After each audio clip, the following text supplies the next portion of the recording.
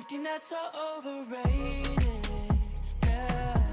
If you make one, you will fall. Too much of a temptation, yeah. There's a comfort in the crawl. Now I've been on my feet too long. I know I'm strong, just looking for some solid ground, so I can start to run. I don't wanna be tired, moving so bad.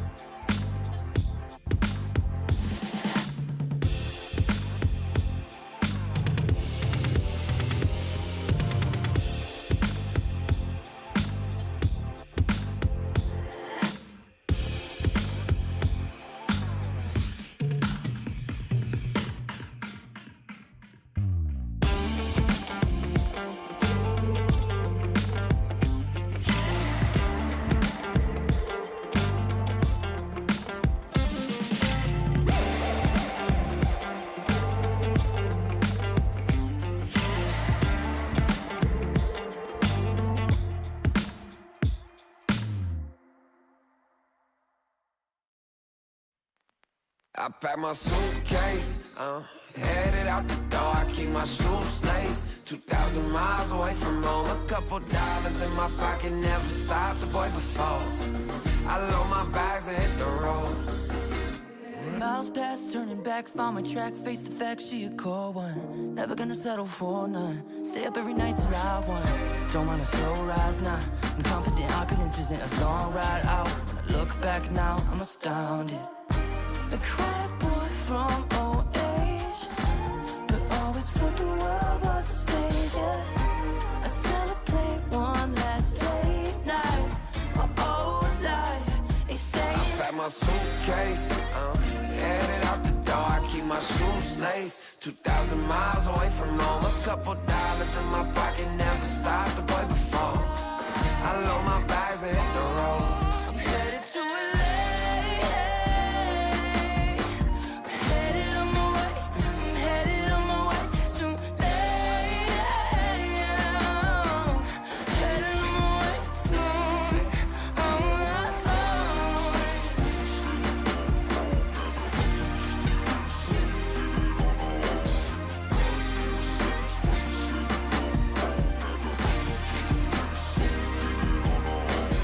Couple thousand miles, throw it on the dash. Shit, 10,000 hours, can't let them pass. Yeah, well, I was putting time in, you was pulled up wildin'. You always had shit to say, now when I see you, it's silence. Thought I'd have a Grammy by 25. Commas after commas next to dollar sign, yeah. Had to remind myself why I'm living this life. Look at all the late nights, it'll all come in due time, yeah. made for the fight, for the pain and the climb, tied to the life I chose. Stay through the night, another day, not a dime, race against time. I couldn't just lay by and wonder what I could have made mine. I'm closing on the moment, no one's gonna hold me down. I pack my suitcase, headed out the door, I keep my shoes laced. 2,000 miles away from home, a couple dollars in my pocket, never stopped the boy before. I load my bags and hit the road.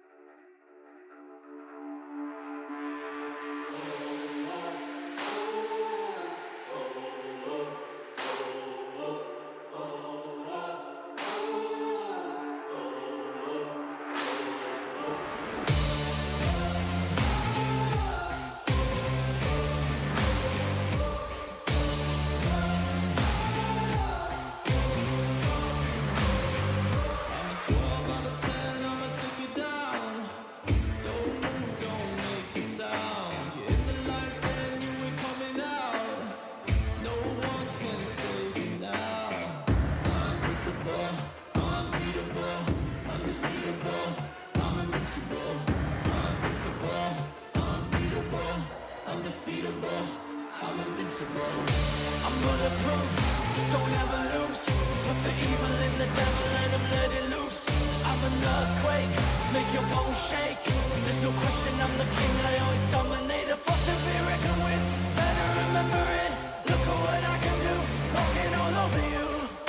Incredible, it's criminal, I never lose. I'm bulletproof.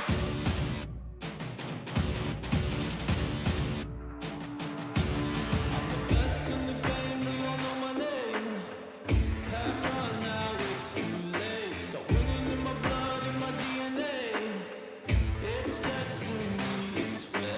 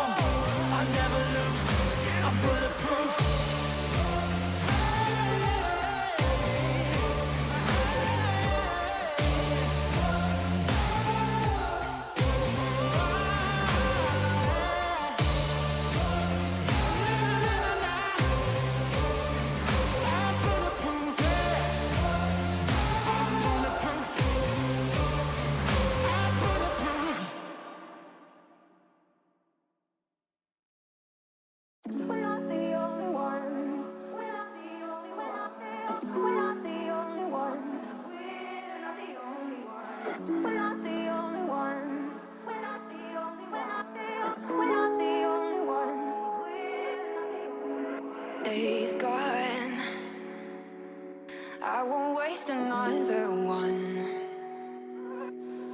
Oh, that darkness, it won't set me back again.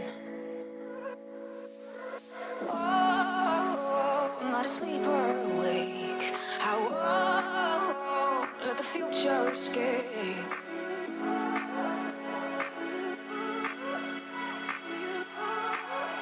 Take me back to you.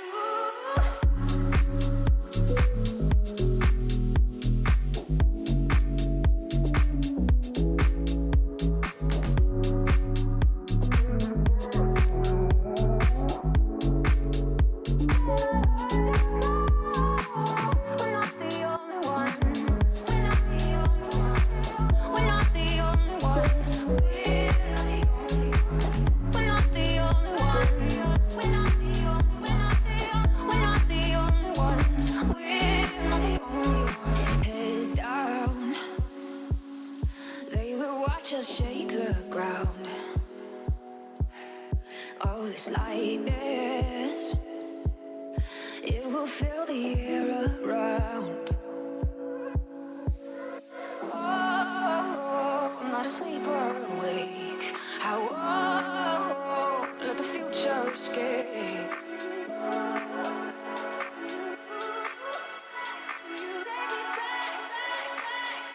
Back to you.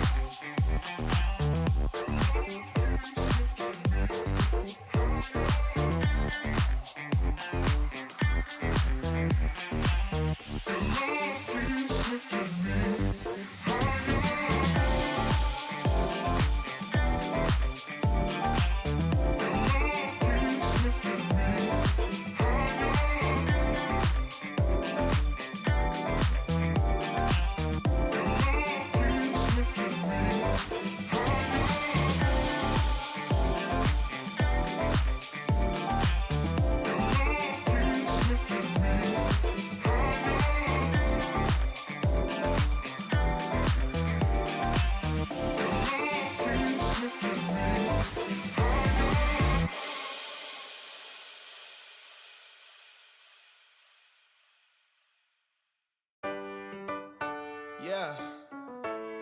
La la la la la la la. Yeah. Your life hits hard, but I hit right back. I never back down. I keep it on track. It's the same day with no problems. I keep rising from the bottom. Cause when the sun comes up and I look around, I can feel that love, I can hear that sound. They're never gonna hold me down. I'm higher than the ceiling now. And then I need to worry about, cause I got no problems. I know it's gonna be alright. It's getting better every time. Nobody's gonna kill my vibe, cause I got no problems. Yes, every day was a war. Yeah, it kinda took a while. When they tell me I should stay, I just jump with a smile. Yeah, it's hard until you notice. Everybody's got their moment. When the sun comes up and I look around, I can feel that love, I can hear the sound. Listen up. They're never gonna hold me down. I'm higher than the ceiling now. And then I need to worry about, cause I got no problems. I know it's gonna be alright. It's getting better every time. Nobody's gonna kill my vibe, cause I got no problems. Cause I got no problems. Cause I got no problems. Do you feel a little down? Say it. No problems. Let you in, but you out. Sing it. No problems. They're never gonna hold me down. I'm higher than the ceiling now. Have none I need to worry about, cause I got no problems. They're never gonna hold me down. I'm higher than the ceiling now. Have none I need to worry about, cause I got no problems. I know it's gonna be alright. It's getting better every time.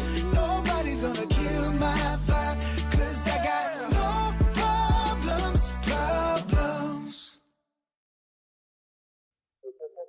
You feel like something new. You feel like something. You feel like something new. You feel like something. Don't just stop it. Doing what you do. When I lay back, holding on to you. Feel like something new. Yeah.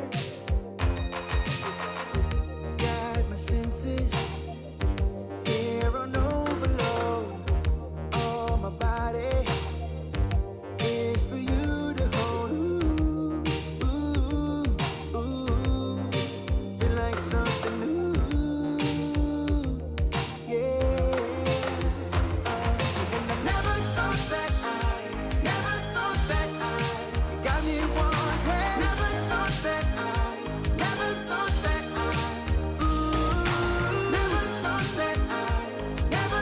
that that I'd be saying you feel more like a dream. Here's to the challengers, the ones who don't just settle for decent ELO, but hunger for something more.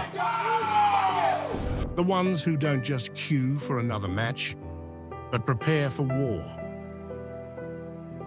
You can doubt them, overlook them, count them out, but you can't stop them. Now I'm with Dupree, who I can see has got tears. Because they're the ones who practice while others sleep, strategize while others joke, and climb while others stand still. They feel the pressure, the nerves, the weight of every round, but they embrace it. While others play for fun, they play for legacy. Because in this game, every official matters. Every round has a story, and every player has a choice to stay in the comfort of matchmaking or to take the leap So cute. This is ESEA League, where challengers take their first step.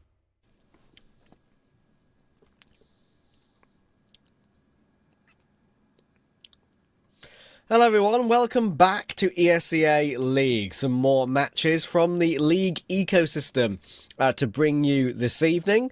And this is also the kind of the League as well, casting some ESEA Advanced stuff a couple of years ago, where I truly sort of started commentating. And I kind of made a bit of a name for myself and tried to improve as a commentator. So it's always fun to jump back into the roots of the ESEA League to see how these teams are looking in Open, in Advanced, in these different divisions. And we're looking forward to that this evening.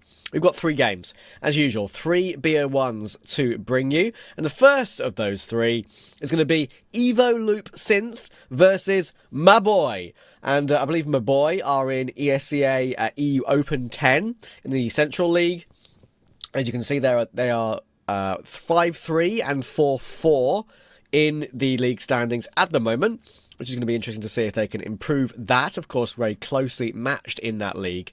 And to give you a bit of a rundown on these players involved here, Evo Loop Synth have 4 of their 5 players being level 10 players in EU Open 10. I believe you do have to have like an average elo across the team of level 10 to be able to be in Open 10. Icon is 2400 elo, Jorvo, I believe from Germany, is 2600 elo, Van Streak is 2300, and Buki Maku is 1900, the only player that's not level 10. And on MABOY, we've got P8XDX, maybe a tough name, maybe a bit easier in the server, we'll see, 2400 elo, TSYBU is 2300, and Pink Grills is 2200 with Greggy NT on 2400. So there'll be some like level 10 players in these 2 teams that have been, I guess you could say, level 10 for a long time. And, of course, that shows you are at least willing to put in the grind and are a decent player. Vito is ready. Have a quick look to see where we're going to be playing with this one this evening. And as you can see, we're going to end up on Mirage. Probably a pretty common map to end up on if you're a Face-It pugger out there, that's for sure.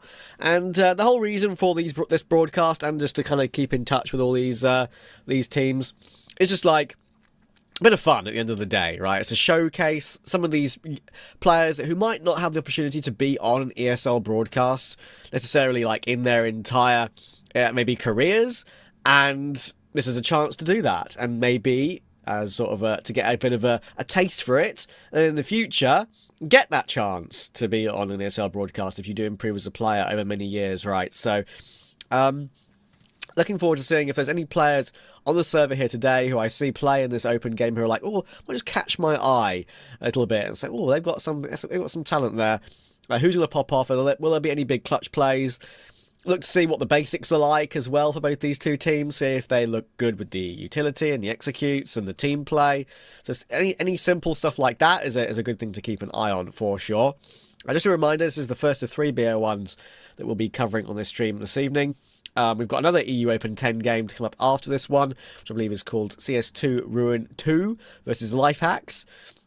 And the third one will be in the Entry League, which is a little bit higher level than the Open 10 League. And that'll be benZo Gang versus Just Press W. We'll see if they keep that keep up to their name later on this evening.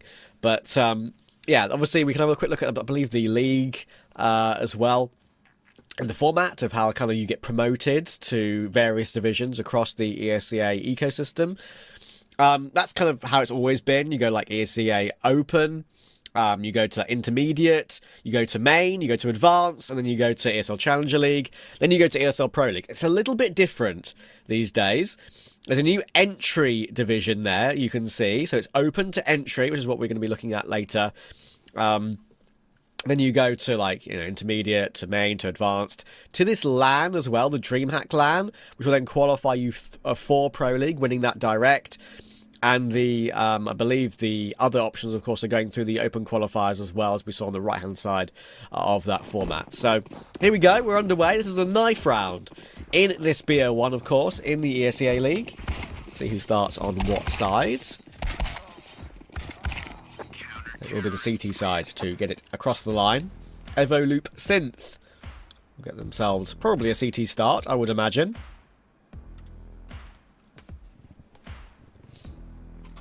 Let's see what these guys look like on the server today. Bit of old-fashioned Mirage. Chance for these players to enjoy a bit of fame on an ESL broadcast. Hopefully with the cold I've got I can do them justice if one of them pops off. We'll see.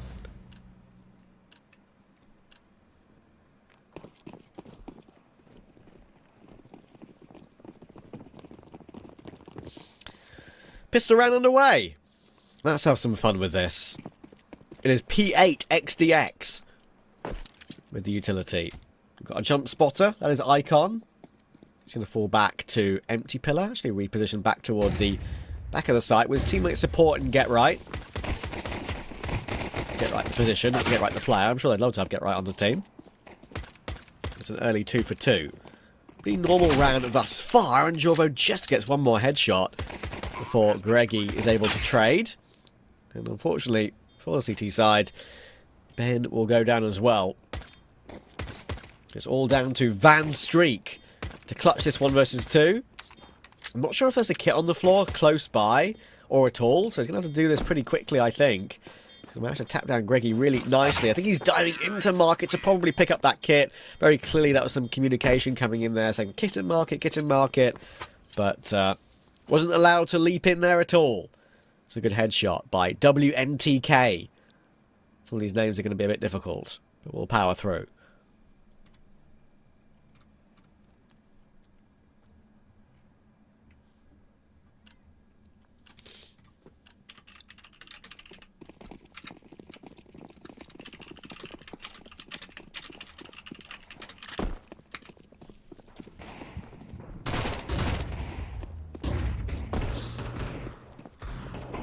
Fast A control for MABOY.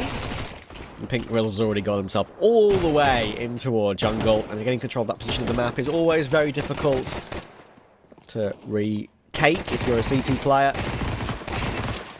Even the Glock trying to do more damage at the end there. Buki will finally take him down, but P8 is way forward in CT. They're all over Everloop Synth. Harash in this round. It will be a comfortable second. Buki is going to try and save the MP9. Trying the van jump. Not always easy to connect first time. Now he's a bit worried that he could be getting converged upon, and he'd be absolutely right. It's available to take him out. No savers for the CT side.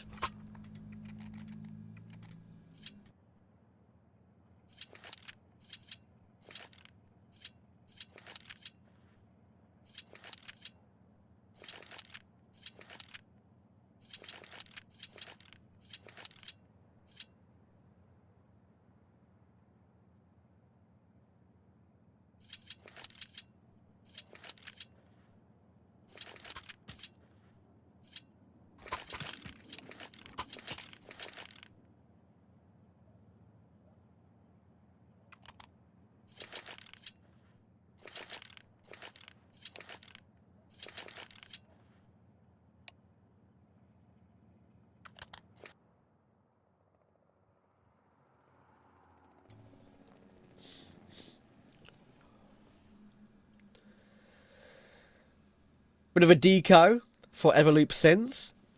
See you guys in Twitch chat, by the way. That guy by the name of Icon. Get the impression that might be the Icon that might be in the game right now. Everloop has a sick in-game leader, he says. He's not sure his name. Maybe someone called Icon? We'll see. That is a dirty name. Awkward that they get caught with grenades drawn and quick switching. Happens to the best of us, though. Don't you worry. It's a good call for Everloop Synth in this round. Some good damage here. Unfortunately for Icon, if he goes through the smoke, he will be a dead man. Bomb has been planted.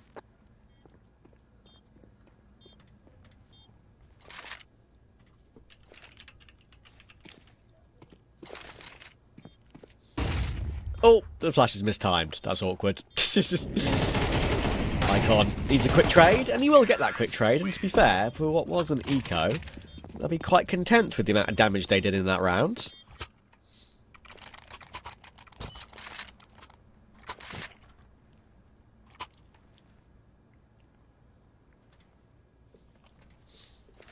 And the gunman can come out. It's Van Streek who is the AWPer for this team.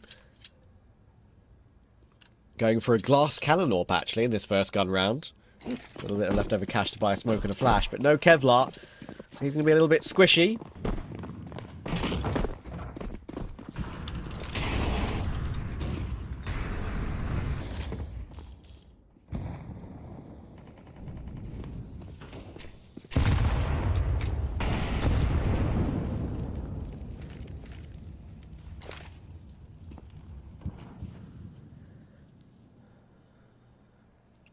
P8 looking to scour from the jungle position.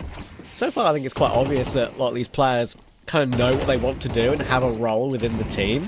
And these are, of course, kind of just like your bog standard level 10 players, and that is exactly what you want to see from players at this level, right? You want to see them kind of knowing what job they have to do at any given moment in any given round, in a default. You can understand if you're on CT and say, okay, well, I'll take B, I'll take A, I'll take Con. If you're on T, those roles can sometimes shift around a little bit. And it's a great start to the gun rounds for Everloop Synth. Van Streek with that glass cannon AWP has got 2 kills. It leaves Greggy in P8 with a lot to do.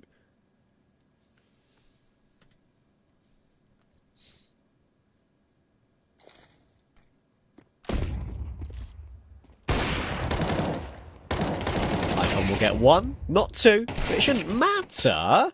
It's a great shot from P8. And that's very awkward for Yorvo. He thinks the bomber's probably going to get planted and thinks it's probably a free kill, but gets caught jumping out. So an annoying one for the CT side and an annoying one for Yorvo. I'll be thinking to himself, that's a gun I probably shouldn't have left, or lost, I should say.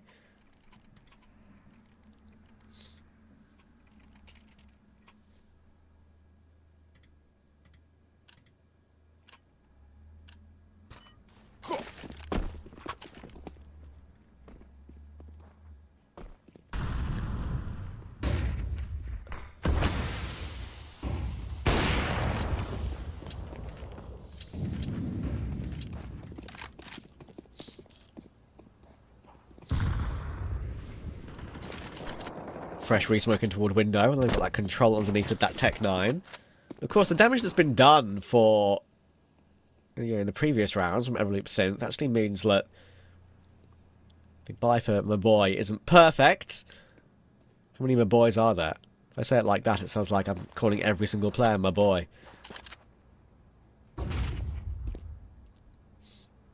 MABOY.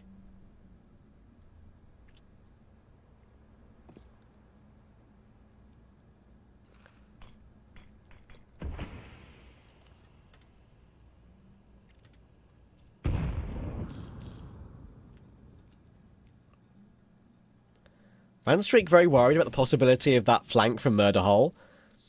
I don't think they really know too much about what's going on at the moment in this particular round. You know they're all over mid, but they're worried they could have taken window control and maybe flanking all around. Now Jorvo's got a lot on his plate.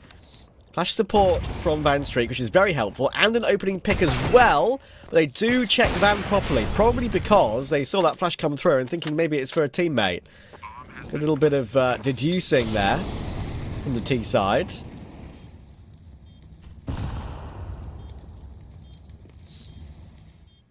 And Icon, I think, knows as a player close right, but jumping in and clearing it is often very difficult.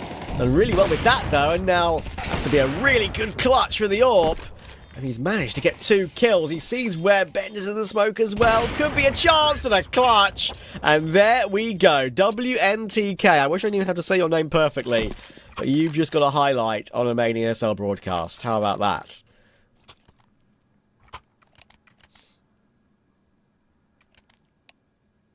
One of the 2,200 ELO players. 2,300 nearest makes no difference. Only 20 ELO away. 1 win from that 2,300 threshold. That's the highest ELO I ever reached. I dare say some of these players will probably get higher than that in their lives. Someone looking a lot better than I would look, that's for sure. At least on no prac.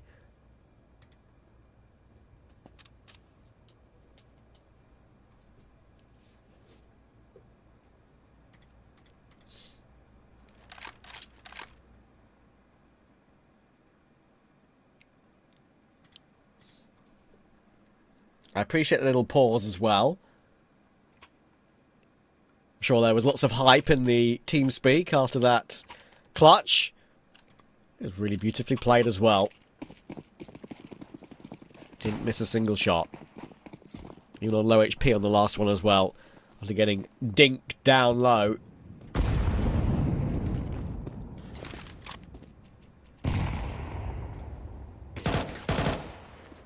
Pink Grills going to tap away in mid. Pretty awkward with the Galil when you've got a headshot angle to work with.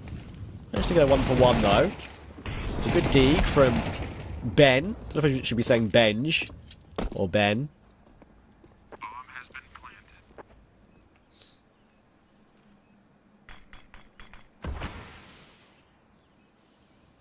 Greggy needs to be wary of that smoke fading and perhaps keeps himself in the open for a little bit too long.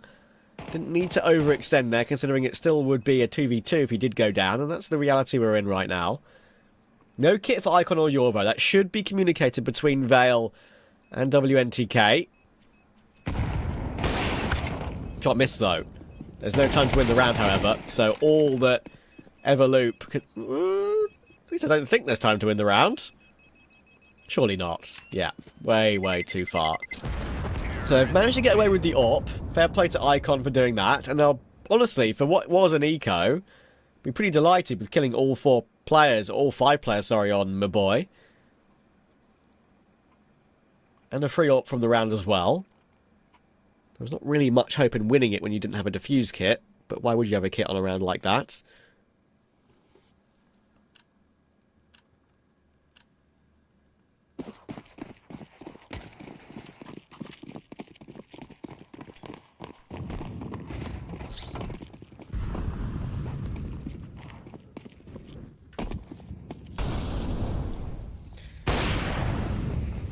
Uh-oh.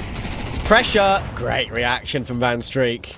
And Incendiary has actually kept them at bay a little while longer as well. And they're trying to go through the smoke on him, maybe thinking he's fallen back a little bit further, but not the case. Van Streek is having a fantastic round here. And even the switch to the AK is super smart. But you don't feel like you don't even see top pros really do that too much.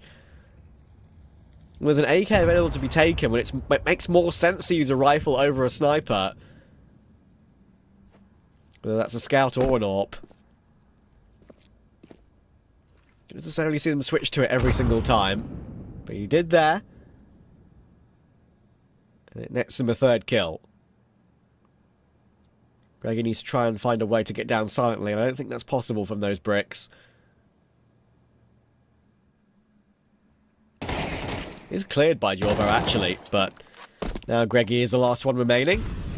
40 seconds to try and make something special happen. But not able to connect with Ben. 96 damage done, I believe. That's a classic 96 in 4, I think, on the spray there with the AK.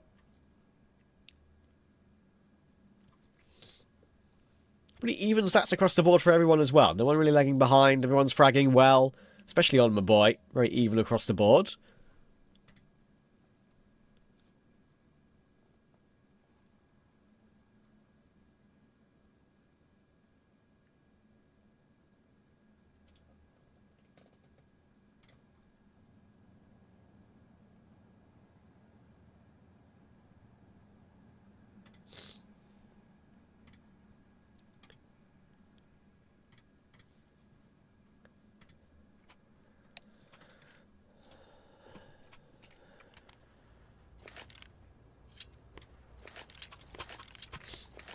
I saw some people in chat say that. I do wonder if these players playing on stream today do get a little bit extra nervous knowing they're on the main ESL broadcast.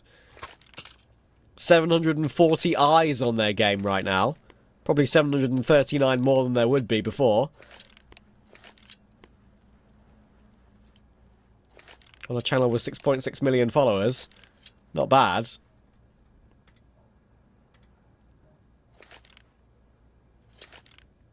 Wonder if WNTK was shaking a little bit after his clutch. I would be.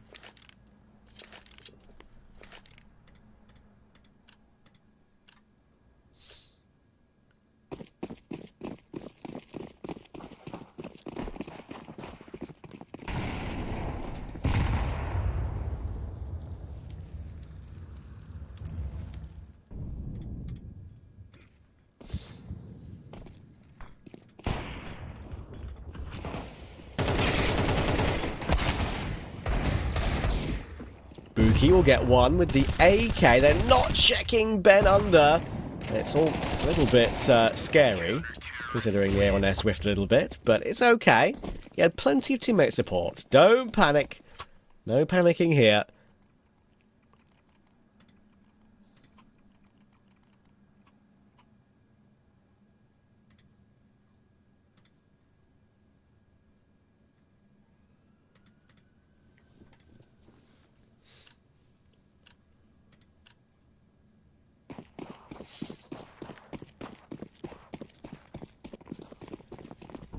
And Everleap have actually done a good job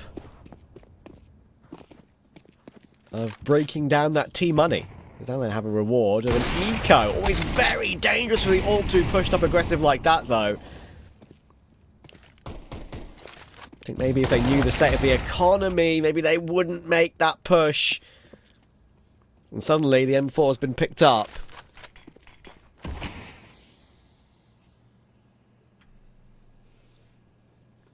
The AWP can't be retrieved. And Jorvo's done well to keep P8 at bay. Maybe trying to pick that up. That's a great check from benZo as well.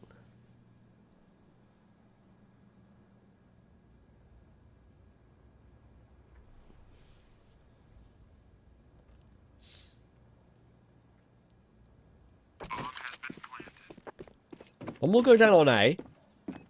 But it's an after plant with 3 unarmoured players, a Glock, a Deagle and a Tech 9. Can they really make something impossible happen here? All 3 kits available for EvoLoop. A little bit of a weird position in the connector. That is only the Glock. Icon should be able to react to that one. And there we go. Now it's very difficult for the Deagle. Has to hit a banger, won't be allowed to. And Pink Grills with the Tech 9 will expose himself at the worst possible time. To be fair, it wasn't the worst possible time. It was the only possible time he could to try and make the round win a reality.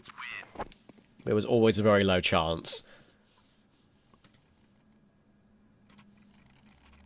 Decent round for MABOY, everything considered.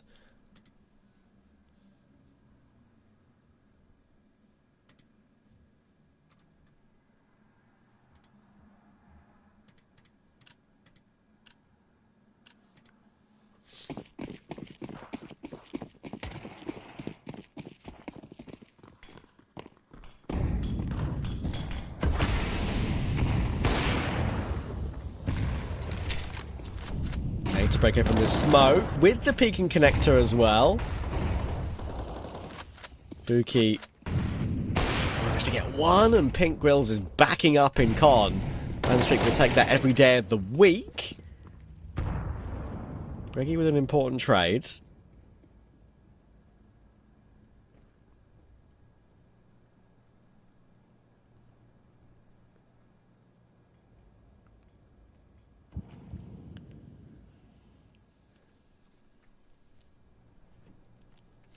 Icon looks very eager to look for more information in mid, as apparently the in-game leader of this team. I'd expect that of him. Jorvo manages to catch one, looking for 2. Great reaction. A double kill from jungle. And P8 is left in a position where they know where he is. Forced to back away loudly back toward ramp as well, which is annoying. benZo still under. A resmoke of Palace in case he's gone all the way back round. I guess they don't know he's walked back out. That's something that P8 can consider. But there are eyes on this position. There's probably no way out. However, that's a great headshot. Bomb is in the open. They need to make sure they pick together, and they will pick together. Jorvo is in the right position. And he gets his 3rd kill of the round. Get back to a positive KD. Icon is fragging and leading up a storm apparently right now.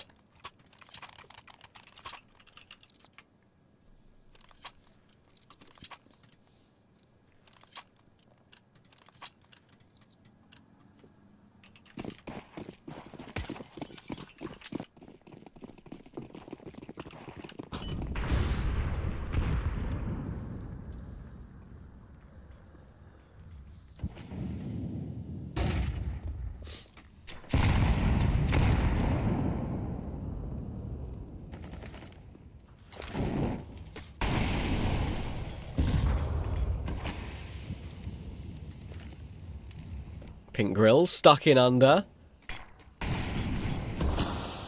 Top con smoke, but Buki's got a gap around it.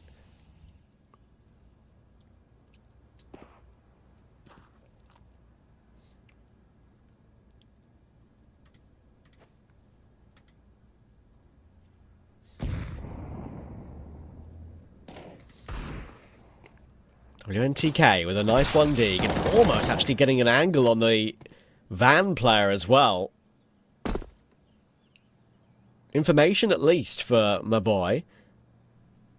Icon will be annoyed that he got dropped so soon there. Now benji's got some information. 2 players in con. Those shots not connecting even though they actually look pretty on point. And Greggy will be able to deal with VanStreak in the end as well. benji's gone down in the end. And they know that Bookie is on ramp. Gotta worry about stairs and worry about the headshot angle close. Being pressured now by Vale. If only there was a flash to push him off that angle, but you know what? Doesn't matter. Joro's gone down and Vale's won his last duel with the Deagle. That is a huge round to win with the low investment. Both of them are going to have all the money in the world for the final round of the half, but it's one that Everloop will not want to look back on.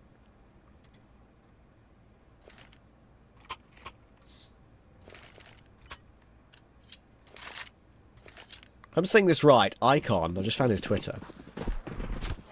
I believe he's from London, just like me. He's also a caster, just like me. I do remember this guy. I've seen him around. Good dude. If you're watching this back, Icon, shout out. You've also just got the opening kill, or the second kill of the round. And you've got a second too. Good timing, mate.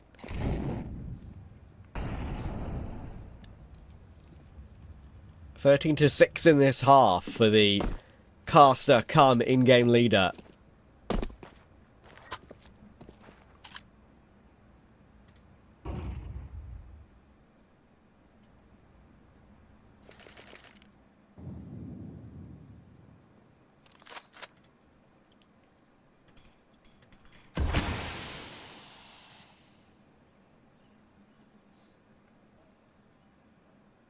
We're about to even ourselves up at 6-6 on the half here.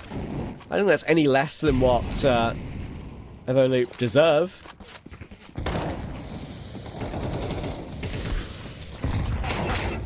That's a lovely double headshot from benji to end it off as well. Great half. Very even between these two. Both of them won their low investment rounds. Both of them won some important gun rounds.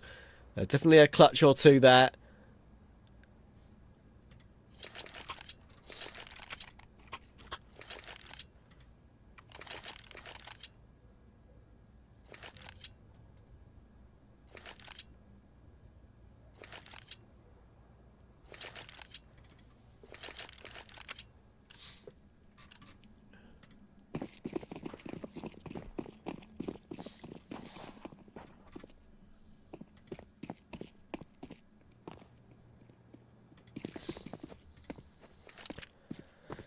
Love the amount of utility on show here for the T side.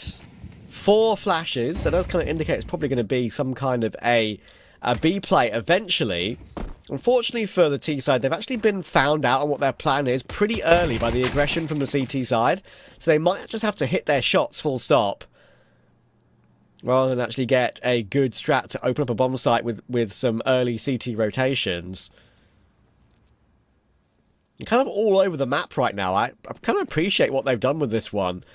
They got the opening pick in mid. They showed presence toward A with a jungle and a stairs smoke. There's only one toward B, so I guess they've got what they wanted. And they've still got Icon's 2 flashes available. There's the information. I don't think P8's going to be long for this world, if I'm honest with you. Flashes are excellent. VanStreak gets the entry, and it's a well thought out pistol. And they just need to convert it. Don't need to overpick too much. Be careful. And there we go. Vale has a smoke and a kit, and I wish that would have maybe worked out for something insane, but VanStreak will not allow it. T-pistol for the T side. Everloop Synth.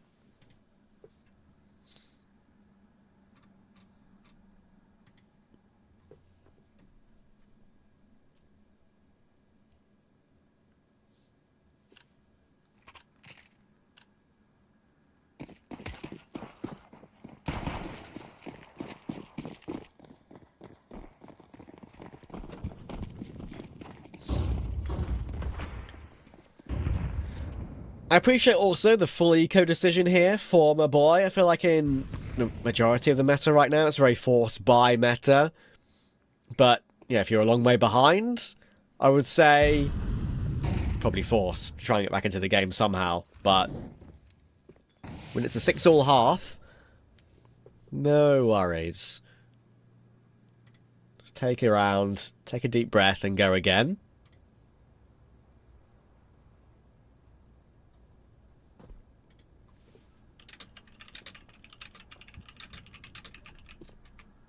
See you guys in chat asking if there are any more games. I've just typed to you, but, you know, I'll tell you anyway.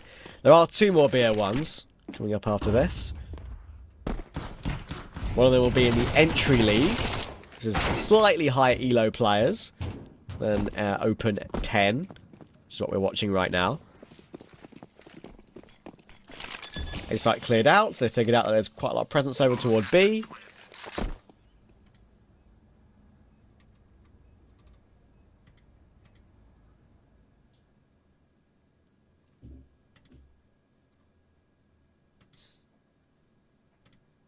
I'm looking to try and keep this Mac 10 and 5.7. I'll be very curious if they actually keep that Mac 10 and use it in the gun round. Some, I feel like, players would be fine with doing that.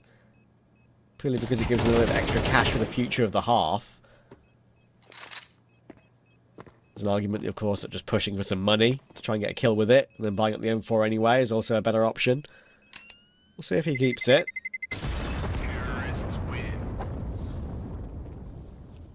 So I was saying, if they're a long way behind, you'd probably drop it and get the M4 straight away, but maybe he uses it here, and he's already brought up full utility in a kit, so that's fair. When you've got like a relatively rough opening gun round, when it comes to what you've got available for purchase, as we can see here, they're prioritising the SMGs for the utility and the 2 defuse kits. So, definitely a way to go about it.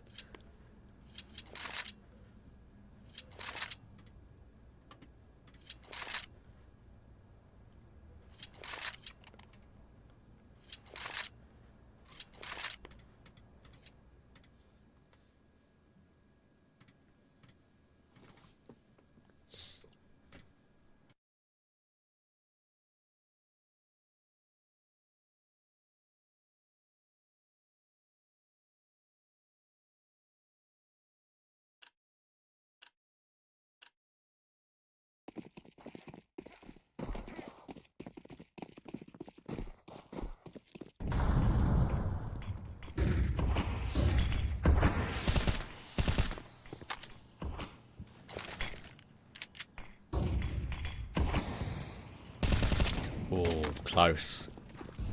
On the smoke spam. Jorvo just about reacts. It's a huge kill to take, actually. Very blind top mid is Van Streek. And the recovery from Vale is really nice. I haven't said Vale's name too much in this game, but that's a big double kill. Regains a 4v2.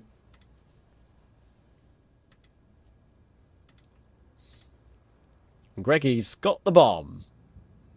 benZo trying to find a way to grab that is going to be pretty difficult, especially with Pink Grills now pushed up with the Mac 10 in TV room. And there's a double peek. Really well timed there from MABOY to do that together.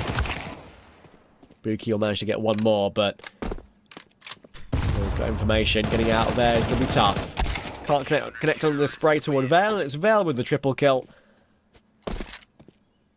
And that buy does work out for the CT side. MABOY are set.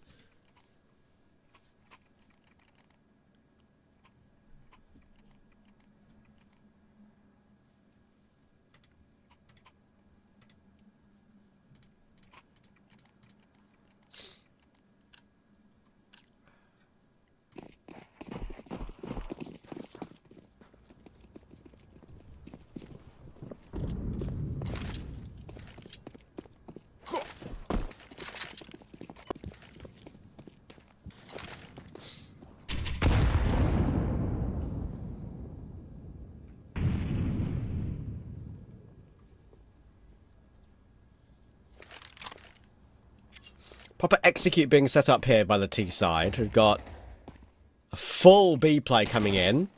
There are two defenders here pretty quickly, and they look like the rotations will very much be on point as well. It's going to be very hard to break through if you're the T attack, but you know what? They're doing a good job. The Mac 10 and the AK has got into play. Jorvo is set up, has got 2 with the AK. Low HP should go down. Oh my word, has gone down.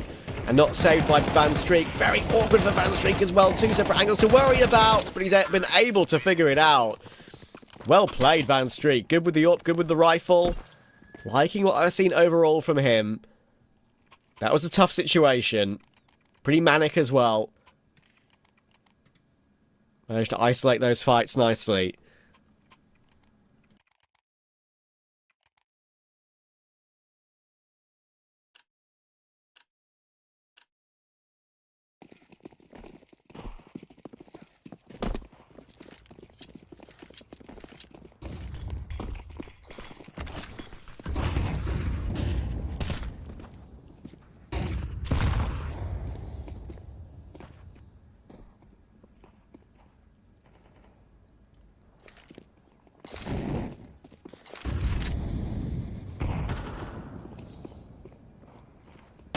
The opening, and yeah, there was no way out there for Vale. This is the somewhat half investment here for MABOY. It's a bit of a strange one. We've kind of got a buy on 3 players and 2 players not really fully investing. And that's a shadow that's just been seen, I think. Buki. He's behind you. Greggy's got away. Might be able to win this duel in mid, but no, just looks the wrong place at the wrong time. That's unfortunate. Good work from Jorvo. Pink grills with the deagle. And unfortunately dead. Jorvo will manage to get a double kill. Double digits as well for the T side.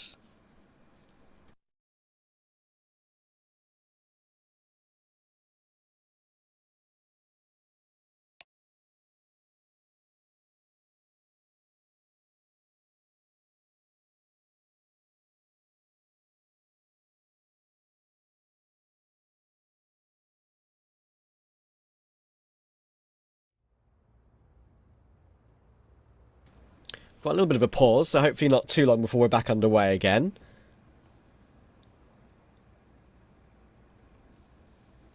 Look at the fragging across the board there for Synth. Very good, very consistent. I like the point out there. Pink Grills has got a fully pink badge from Season 2. Pretty based, I would say. I bet he did that on purpose. I'm sure he did.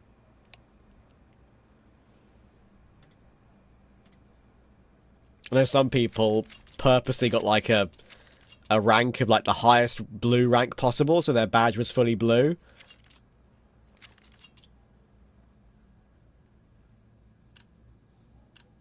Don't actually care about being a good rank.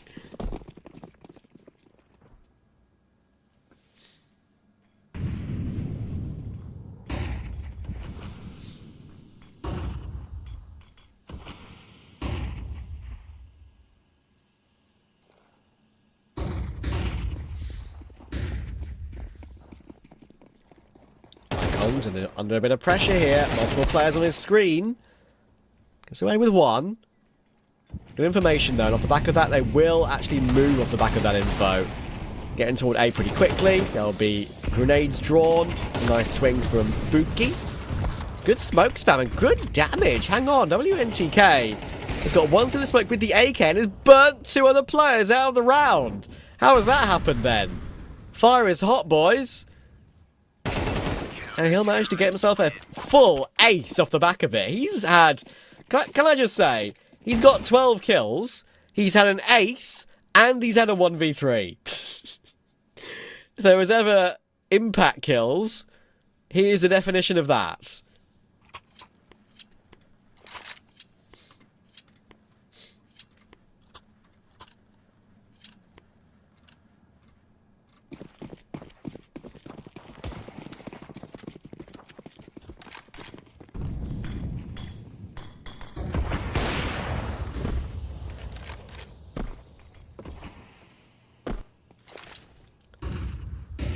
And that's a really frustrating one for Icon's lads, because they were well on track to get their first foot forward in this game.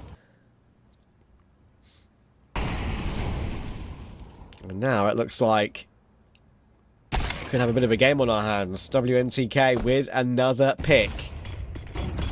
Looks like once again it'll be a bit of A pressure coming through. Goes for the classic bench pick though, and will get caught. It's a great headshot from benZo.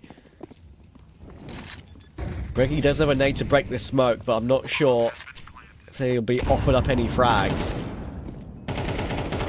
This would be a really important bounce back for the T side, knowing what's gone before in that previous round. A re-incendiary firebox to make doubly sure there's no one in there, but they are playing this one a little bit defensively here, are the T side. They need to be a little bit careful. Bomb is planted in an okay position for them, but there's a smoke up now, and this could get dangerous. Smoke defuse. Oh no! They're going to remove everyone from the round, but it's a defuse for MABOY. That's 2 rounds in a row they won't want to look back on.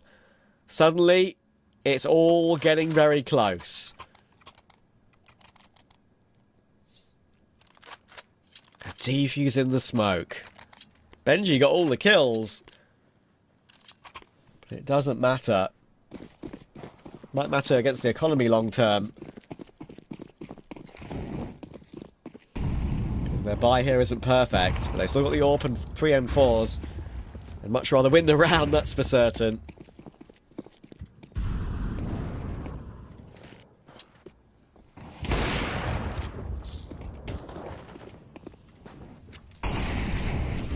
Big pick for benZo.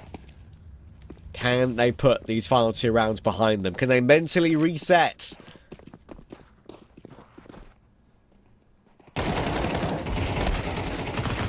Good trades. The MP9 of Pink Grills had a rough game so far. Any impact here would be very welcome. But Icon hits a banger. That is a huge headshot. That incendiary is not actually terribly placed, but when you swing and wide and get owned by that, there's not much you can do. Greggy realises that falling back and saving is the best choice. Envelope will be thinking to themselves, this game should be done by now. But it's only 11-9.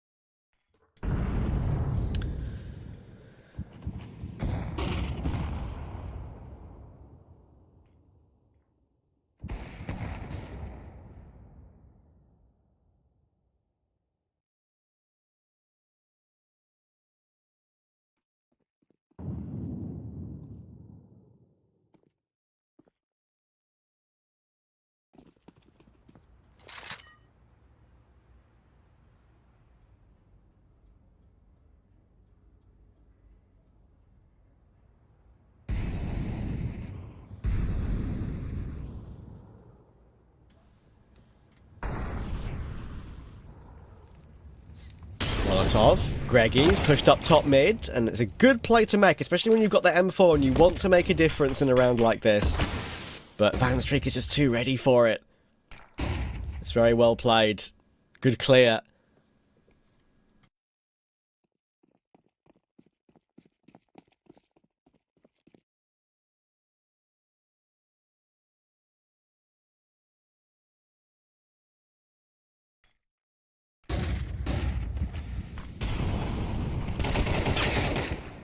Icon will get the entry as well. The 5-7 though can do serious damage. Going to be wary of that. But the MP9's been found out now. Bookie. It's drinking slow. I do got to be careful here. Oh, that's a bit of a switch around, but Bookie reacts well. What an actually insane spin that was. The MP9 might get the trade, but benZo from ramp is reliable. And that will get Evolup Synth to 12.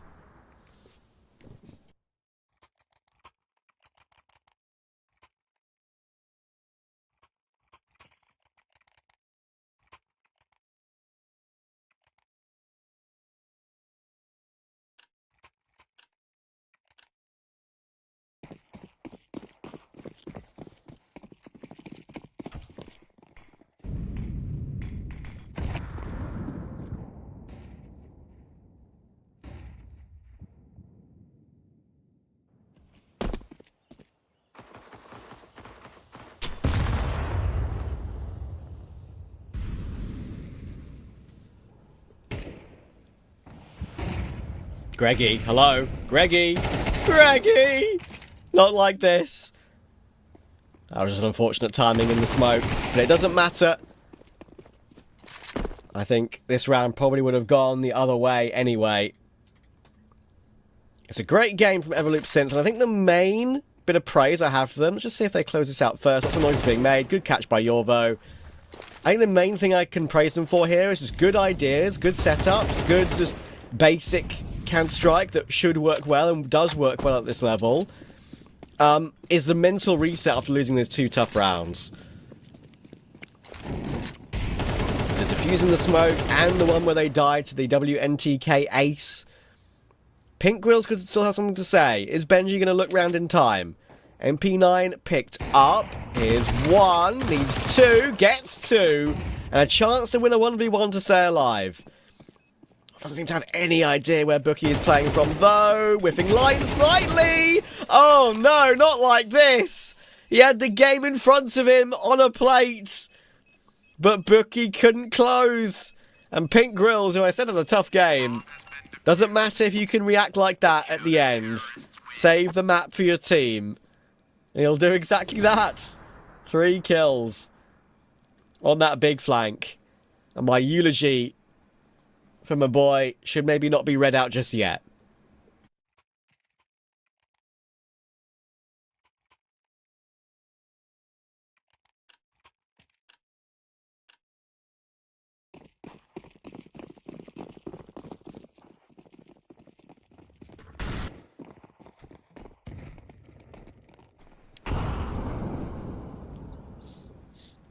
Can Evolup Synth rebound again? Because this time, the money's rough. We've actually got a chance here to get to round 24. P8's done well, he's found 2. Tech9 will run down Greggy as well, but there shouldn't be much of a risk, you would think. There isn't the utility able to go for a peek either! Will it matter? Will it matter? Jovo's picked up the AWP. Doesn't matter that he's low HP now. Go for a swing while you've got the chance. The smoke could make it awkward for him. Flash will be dodged. Has to judge 1 bullet in the smoke. Tech9 drawn. Doesn't go for the shot. No, Jorvo. Actually manages to keep the AWP into the final round, which is fair enough. But look at those defuses. 3 in the second half. After everything that's gone down for this Evolup Synth side, can they get it over the line here and now?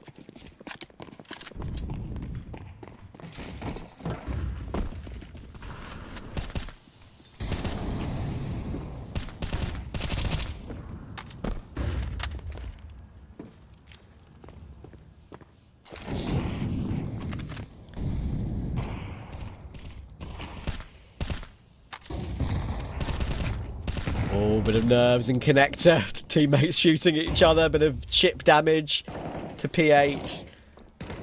Worried about getting caught in smokes again. One thing that happened very good with though Evolup Synth are these opening kills. Had another one on the back of benZo there. I mean, look at the KDs on MABOY compared to Evolup Synth. They're all positive. Every single player on the T side has a positive KD. But for MABOY, everyone is negative.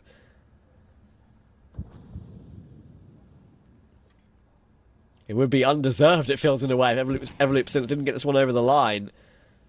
But they've trolled some of those important rounds.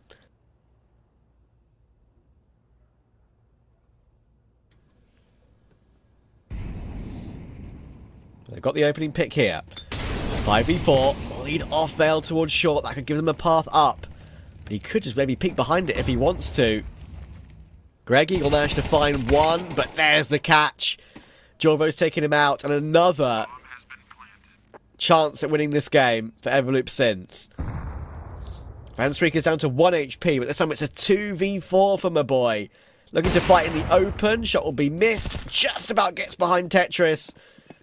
They're playing this one very defensively, Everloop Synth, and that could come back to bite them. They're not playing on the front foot. They're letting the CTs try and get into position. That could allow another smoke defuse, but not this time. They peak in time for any chance of taking it. I think there was no chance at all there in the end. And that was a great recovery. Smokes not allowed to get on the bomb this time. No defuse possible this time. And Everloop Synth with Icon, a fellow caster. Yeah, calling a good game there, and yeah, definitely a deserved win. As I said, they had, I think, better firepower across the game. The individuals looked better across the game. They just got a bit nervy and trolled some of the important rounds, as we talked about with the smoke diffuse, with them dying to the Molotov on A, and yeah, one of those last few rounds as well, which is a little bit shaky on that retake. But other than that, I think they deserved it without a shadow of a doubt, and they will increase their record in a good manner in EU Open 10. We have two more BO1s, I should say, to come this evening. The next one will also be an Open 10 match. That'll be between Life Hacks and CS2 Ruin 2. There'll be more action to come after the break. Here's to the challengers.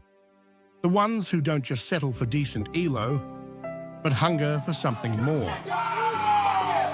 The ones who don't just queue for another match, but prepare for war. You can doubt them, overlook them, count them out, but you can't stop them. Now I'm with Dupree, who I can see has got tears. Because they're the ones who practice while others sleep, strategize while others joke, and climb while others stand still. They feel the pressure, the nerves, the weight of every round, but they embrace it. While others play for fun, they play for legacy. Because in this game, every official matters. Every round has a story, and every player has a choice to stay in the comfort of matchmaking or to take the leap. Let's go. This is ESEA League, where challengers take their first step.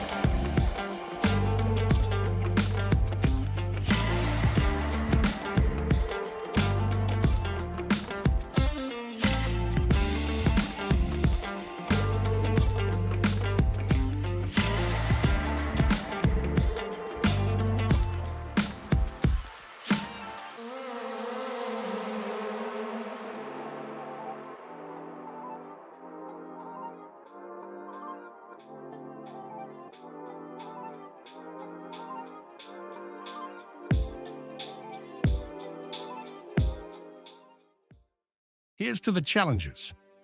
The ones who don't just settle for decent elo, but hunger for something more.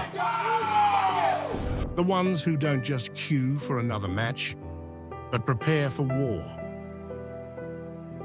You can doubt them, overlook them, count them out, but you can't stop them. Now I'm with Dupree, who I can see has got tears. Because they're the ones who practice while others sleep, strategize while others joke, and climb while others stand still. They feel the pressure, the nerves, the weight of every round, but they embrace it. While others play for fun, they play for legacy. Because in this game, every official matters.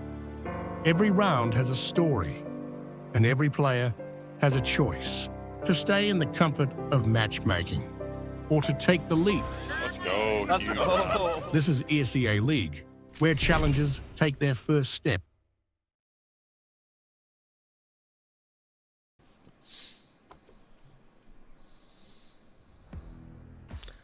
Welcome back. We're hoping we're going to get some more EU Open 10 ESEA League coverage to bring you in a moment, but we're not 100% sure if some of the Lifehacks players are here and ready to go.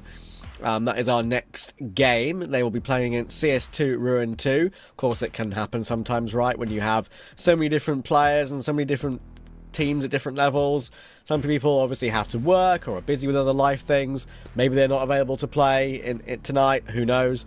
We shall see. Hopefully they will be around. What I will say is that I can give you the rundown at least on what these players are currently up to in the league. As you can see right here, they're currently both 3 and 5 in their league standings. And Lifehacks have, I would say, probably 2 players to keep an eye out for in terms of their current elo. Suicide Vibe, is a wild name. I hope you're okay, mate. Is 2900 elo. They've got a player called, I think, Ikwayu. He's 2500. Nearest makes a difference, 2600. Dead Coasted, Burnitic, and Kyoko 22 are all around, just around 2100, level 10, and 2k elo. And CS2 Ruin 2, probably butchering that name, I can only apologise. They have a bit more even elo across the board, I would say, with 2300, 2k, 2200. The highest elo player is 2369, which is Chimik. Ironically, that's exactly the same elo that I once got to. That's my peak. I know I got higher than that. That's maybe we're seeing some players on the server today that will definitely get a lot higher than my peak. But yeah, I'll have to see if Lifehacks will be available to play, because we do have a veto ready. They did kind of do the veto, but it was I guess you could say, a auto veto in a couple of occasions, picked by default. It is going to be Dust 2, which we're going to be playing. It's a different map than our first one of Mirage. I believe the match is kind of on the server now in terms of running around. The players are kind of just getting ready. But I'm not sure if everyone from Lifehacks is available to play it just yet. So we'll see if that's the case or not. Hopefully they will be. But yeah, a bit of Dust 2 is going to be fun to see. Should be some fragging and some high-octane Counter-Strike on the server, at least. Reminder that later on this evening, we have one more game after this. And that's at a slightly higher level. That'll be at the EU entry level in EU. There'll be multiple players in that lobby, which are around 3.7k, 3k elo. So there'll be actually some players that, who knows, could even be picked up by like a young academy one day. I know that Spirit Academy have got like 3 or 4 separate teams. Might be some players who've got like 3700, 3500 elo who are farming and face it, and you see you see them play well. Might even get picked up by an academy one day. I've got that format explainer as well to show you very briefly about how kind of the league does go down. Before, back in the day, it was always open to intermediate, to main, to advanced, to ECL, to Pro League. But now there's an extra entry league, which I was just talking about as well. And there's open qualifiers, which I didn't really have a chance to touch on properly earlier. Those get teams to ESL Challenger League, which then can get you also to ESL Pro League. So, yeah, lots of chance for professional teams to really get those little sort of opportunities where maybe they wouldn't, and then would have to fight through all the leagues. And a chance for some, I guess you could say amateur teams as well to put in the hard graft. So, yeah, I think there's a lot on the line, of course. That is one of the best things about this ESEA League system, how it's always worked. The ability to get to ESL Pro League. Some of the best players in the world originated playing in ESEA League and on the Face It League system, and are now playing in the best tournaments in the world. I mean, examples could be like young players like Makaze, who have grown through Face It, Donk, who's grown through Face It, and various other professional players as well from the old days, who would have come through and played like the old ESEA Premier, for example, right? Like, I think it was called ESEA Premier before it was called ESL Challenger League, right? So lots of other old names it used to go by, old guises. Here is a knife round. Unfortunately, as I said, Lifehacks don't have many players on the server. They only have 2 here at the moment. I'm hoping that Ikwe running away like this is an indicator that he's waiting for 2 or 3 of his teammates to come in and help out and connect to the server in time. But we shall see. Otherwise, we could have a very, very quick game which just goes down 5 versus 2. That has happened before. I played in Open a couple of times back in, I think, 2 or 3 years ago. And yeah, I had a couple of times where some teams which just wouldn't show up to their match, and in the open level, in the lower level for sure. But there was a couple of occasions where we I think that we had a couple of games where we actually just won it straight up with in like a 5v1. There was only one player who joined, and we just killed him one by one every single round. Oh dear. Tries to go for it, but not to be. Hopefully, he was wasting time, and actually their opponents were hopefully wasting the clock to get some of their opponents in the server. But we shall see.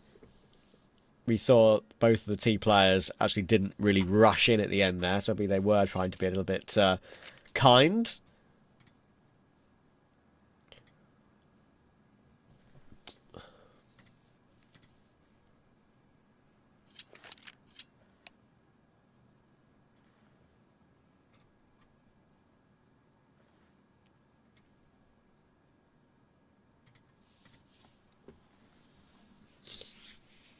Getting some information hopefully coming soon. Got our producers and our observer trying to do their damnedest to see if there's actually going to be a game going on here.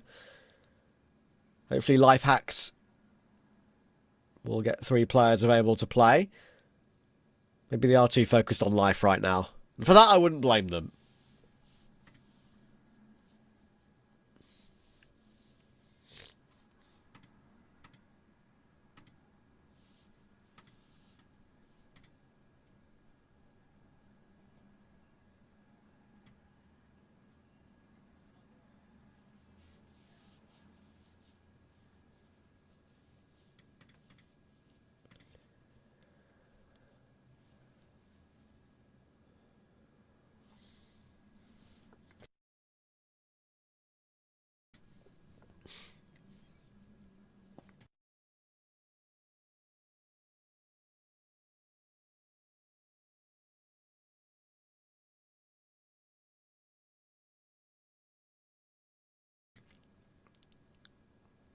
All good. Just talking to my producer in Discord. And I forgot he couldn't hear me in Discord. Whoopsie. Hopefully we'll get some news as to what's going on soon. We've got some music that we can feed in as well. At least give you guys a little bit of something to chill to.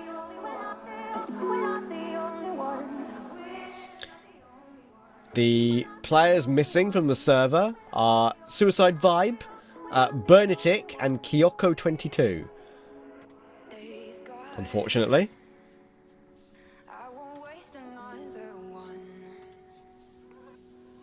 Oh, that darkness, it won't set me back again. Oh, not asleep or awake. Let the future escape.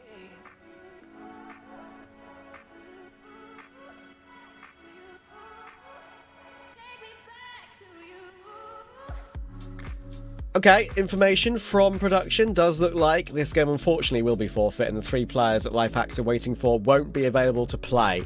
So it will be a win for CS2 Ruin 2 by the looks of things. And unfortunately, we're going to have to go to a little bit of an extended break to either find a new match to cover or a wait for our final match of the day. I do believe our final match of the day should be probably the most interesting one of the lot, I would imagine. It will be benZo Gang versus Just Press W later on. That's in the entry league. That's obviously quite a lot of players who are like, 3k elo, and actually some of them nearly 4k elo. So lots of players who are really full on the grind. And so unfortunately we couldn't bring you that second game as the other players from Life Hacks weren't going to be available to play. But for now, we'll figure out what the next step will be, and maybe we won't have as long a wait until that final entry match. But for now, we'll see you after a quick break, hopefully a quick one.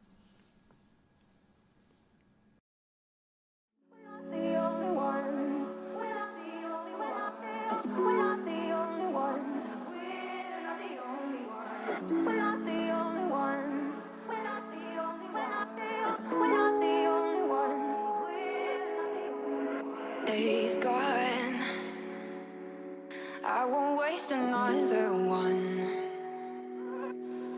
Oh, that darkness, it won't set me back again. Oh, I'm not asleep or awake. I won't let the future escape.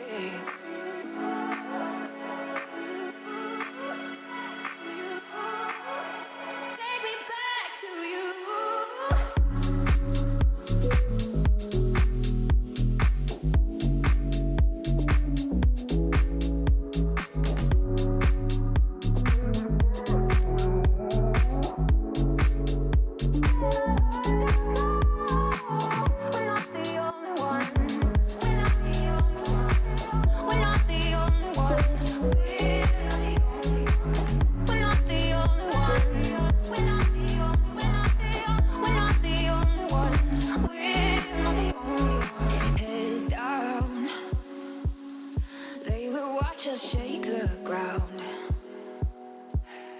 Oh, this lightness, it will fill the air around. Oh, I'm not asleep or awake. I won't let the future escape.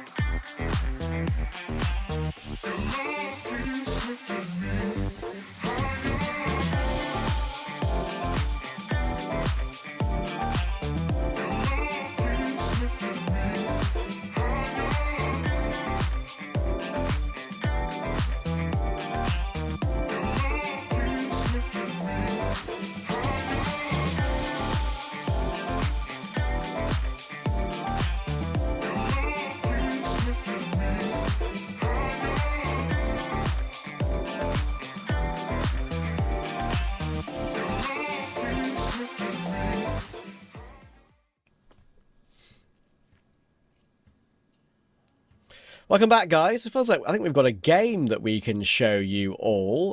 We've got obviously plenty of games going on in the ESL ecosystem at the moment, and one of the main things that's just getting underway is the ESL Challenger League Cup. Of course, these are now the sort of changed format from the previous ESL Challenger League seasons. It's not like an actual league anymore. It's not even like I guess you could say maybe a double elimination bracket in a way. It is, but it's a much, much bigger one. And that's what we've got here with these separate cups. These cups lead into a LAN, I believe a LAN final at the end, or a regional final at the end of the season. I think 4 separate cups get you. If you win that cup, you get through to that regional final, and all the regions come together to battle for a spot at ESL Pro League. This is cup number 1, and I believe we're having a quick look at BetBoom's match. And that's obviously a great team to keep an eye on as well. It's BetBoom versus 33, by the way. This is how you pronounce this roster. 33 is how you would say that name if that text was translated to Cyrillic. It would translate to 33. That's what's in their logo. And we are just getting underway in this pistol round. BetBoom are in a position to maybe do some damage, because they are the team with the name value here. Magnajez will be able to get 2 headshots. We know that BetBoom, of course, have made 2 changes to their roster coming in lately. They brought in Art Frost as the AWPer for Zorta, and they've brought in Diladez from 9 Pandas for Axile. Fortunately, Axile's definitely been off form in recent times. Long-term in-game leader. They've got Blue-White these days from one of the Aurora Academy teams. Executor trying to play with the ladder, but not much more you can do. There's no time to plant the bomb. Getting kills is nice, though. Take that. I think Executor and Zinni are definitely the 2 players to keep a close eye on in this game. This is the final map of a BO3, by the way, just to be totally clear.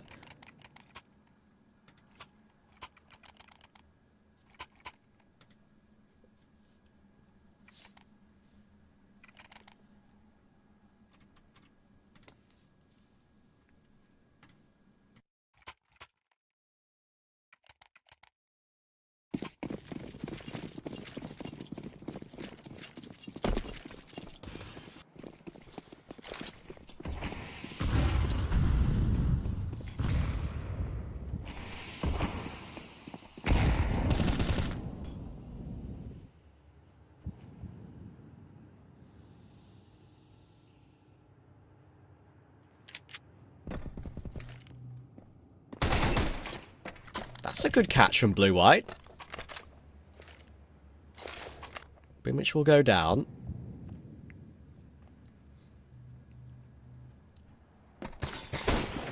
And that's a lovely shot from Kiro with the scout.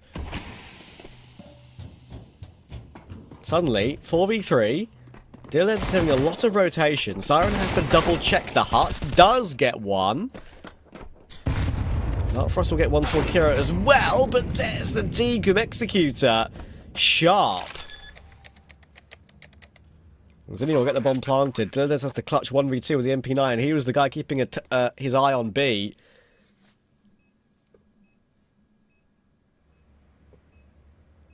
This is almost impossible. Zinni and Executor aren't really showing anything at all. Actually going to give it a go is Diladez. Picks up the M4. I'm not sure there's a kit on the site to pick up. So I think there's no way he gets this either way. That's a great headshot from Executor. He'll connect with another one. And 4-spy win will come through for 33.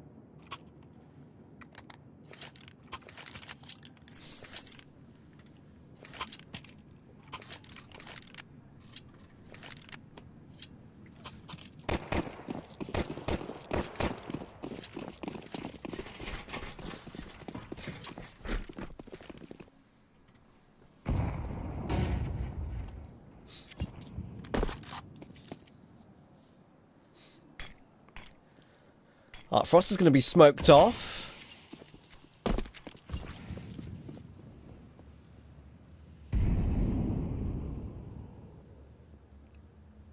Of course, the Reforce Spy will come in here for Bet Boom. Force Spy wars are underway. Executor, once again, being one of the main men on this 33 team that can do a lot of damage.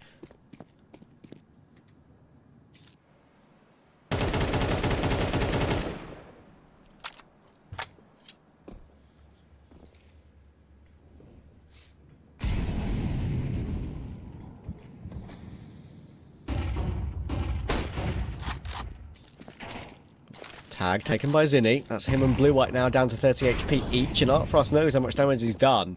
Doesn't necessarily want to give anything away for free off the back of that, which is fair enough.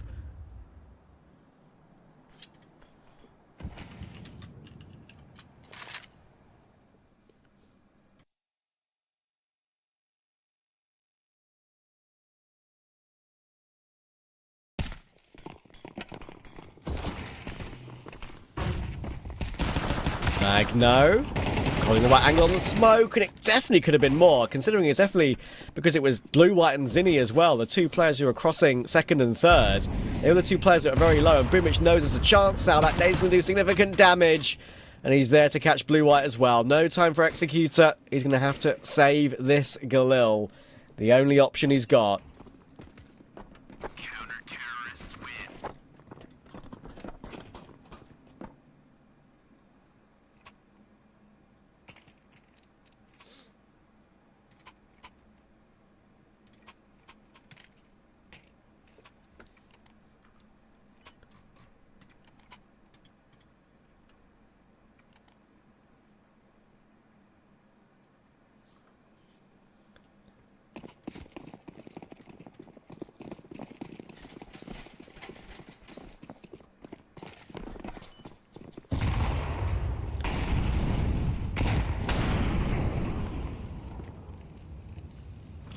Now a chance to win the Force Spy War if we're Bet Boom. Definitely a team that I'm excited to see more in Tier 2 over the next few months. They're definitely not there yet. I've always been a big fan of Artfrost. He was on Spirit Academy, played really well on that team, alongside Donk and Zontix. Then promoted to the main roster, won a Bet Boom LAN, which I believe he was the MVP of, by the way. But then was out in the wilderness for a while, benched on too many teams. Definitely do think he's got the talent to still compete at a very high level. Does stick around maybe a little bit too long there. He's hopeful it's not going to be an issue considering where Boomich is, and maybe it won't be. He's got to make a decision though, Boomich, and he's made the right one. The major winner, of course.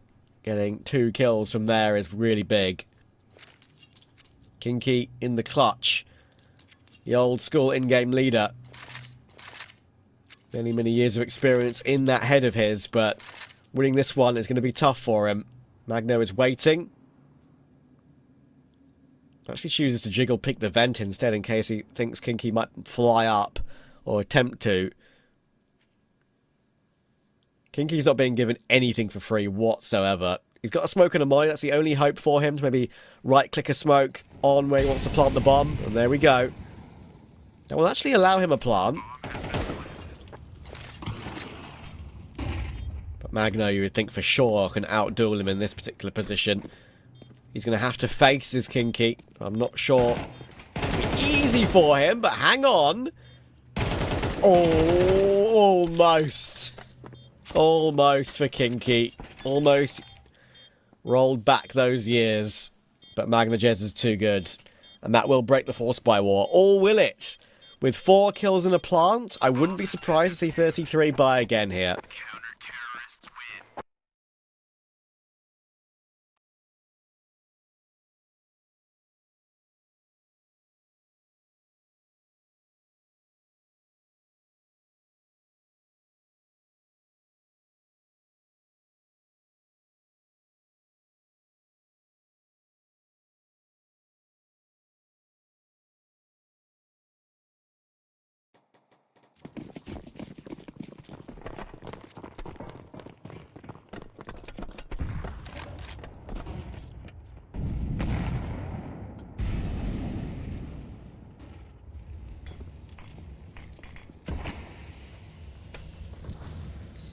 They do commit to that more of a heavier investment I was mentioning.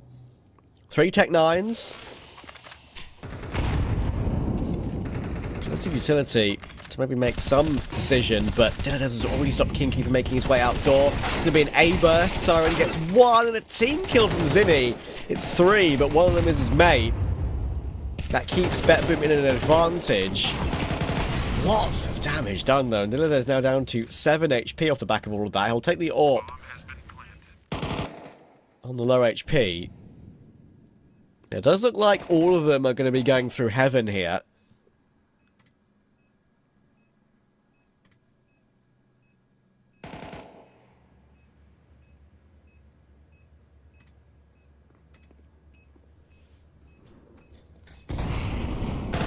Chance, and he's managed to get the first and managed to hide, but Magnajez will trade it in the end. So we're down to Kiro. He's the AWPer for 33, and this is not an easy clutch. He won't manage it.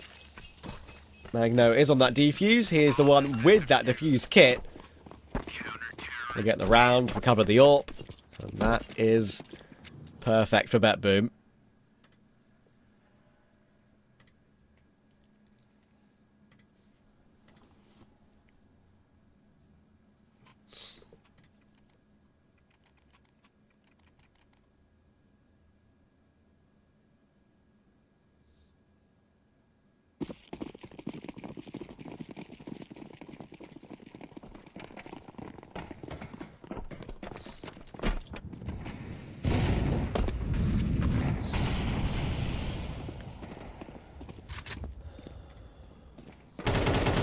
Frost will get the opening, and Magnajez will manage to deal with this, and it's another full buy, by the way. I'm not gonna say for a second it looks like they were eco, but they weren't. That was a proper investment from 33, and that was totally cancelled out from betBoom. Click of a finger, it's 5-1, and it should be 6-1.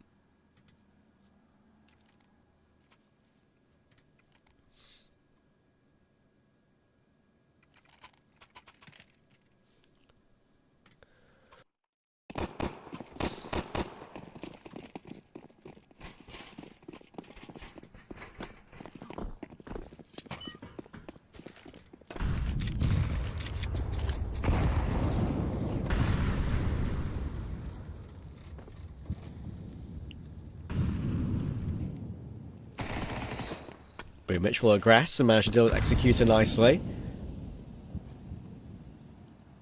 Magno just about gets the information on blue-white. Other will avoid. Ooh. Siren managed to see the arm of Zinni. Getting that AUG to work on the A side. That'd be a bit of a weird position for that AUG to put in damage. But there we are. Kiro has broken his ankle for no reason. Hate to see that.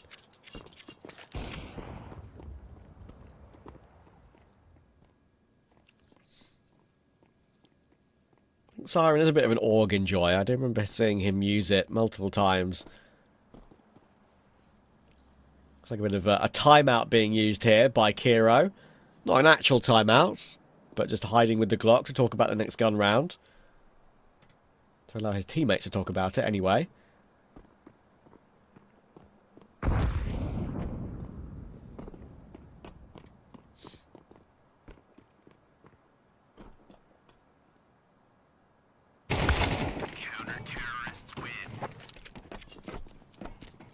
Des will eventually find him, and that will help that betBoom money look very solid. Incidentally, for those of you who care about the ECL Cup coming in here, on the first time we're seeing this tournament in this format, if betBoom win, they play Hotu in the next round. 9 Pandas don't have a full roster, so they forfeited.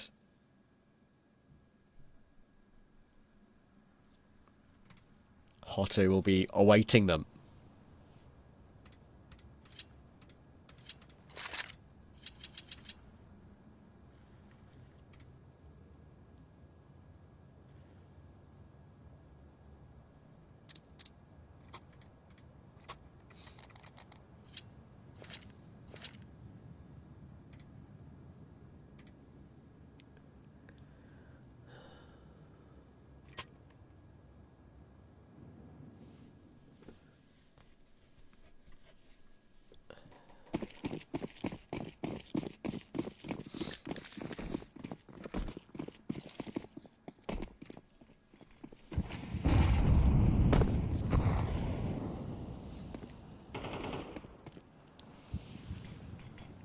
Blue-White trying to use the edge of the smoke outside.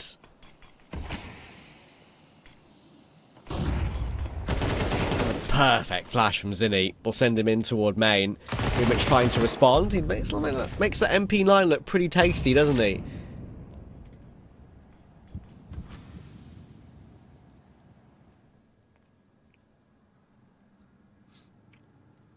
That nerf came through. Good response from Dylan as well, checking outside, knowing that Blue-White was in that position from the beginning of the round.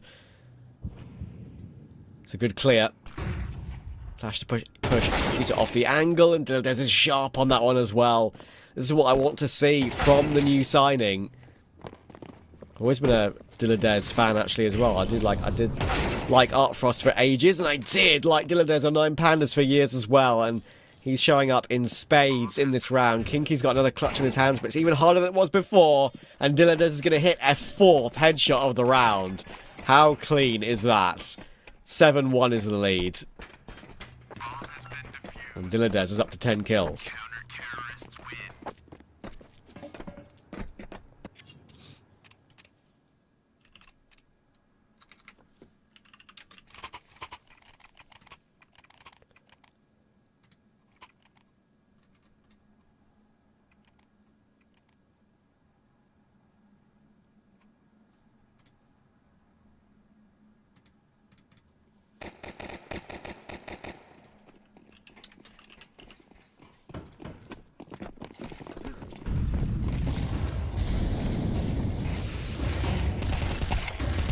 Boomich manages to get one, even though he's kind of full moving there in towards CT Ben. And those in the right position to stop Kiro's advance down, but he's missed that, and now Dilladez has got to hit more headshots.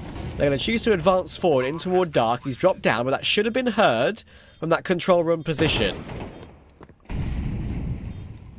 That molly will be very good. Forces him right back into the corner. We ain't dead yet.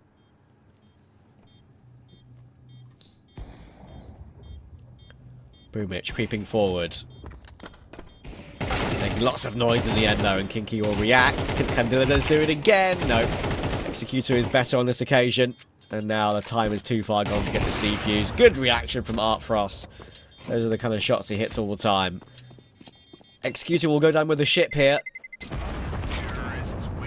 But all that matters is he's got his team a second round.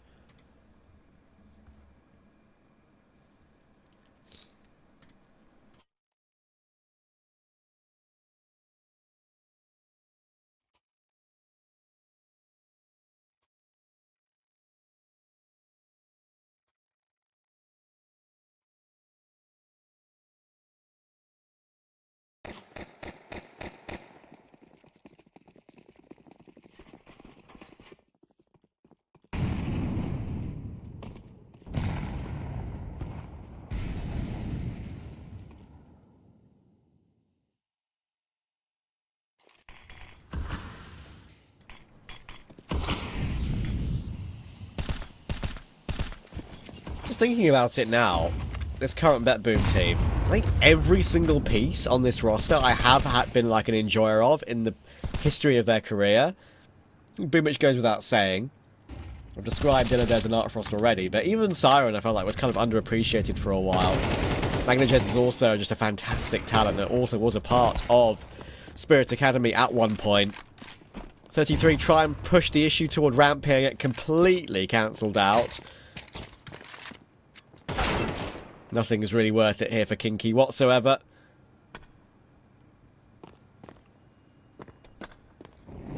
The old IGL trying to do some damage at least, but no economic damage is really worth it at all. It's an 8th for Bet Boom.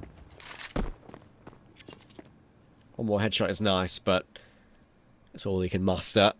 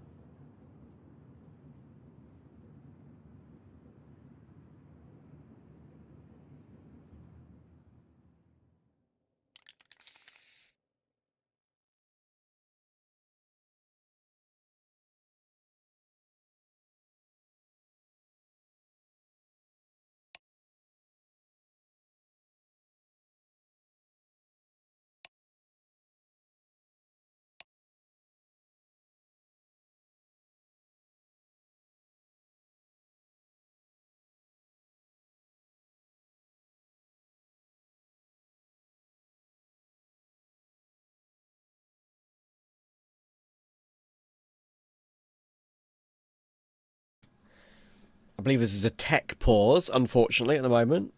I'm not sure what the issue is just yet, but hopefully we'll manage to figure it out. I'd imagine it's due to railway there. Maybe.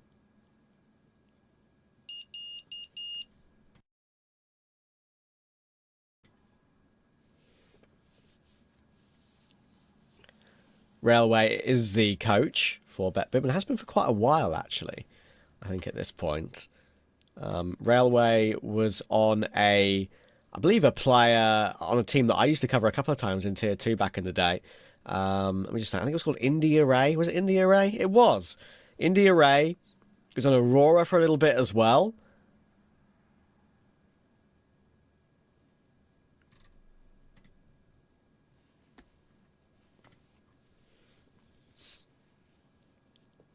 I've been given the official reason. Not sure who it was, but Kinky said someone had a nosebleed. So that does seem to happen.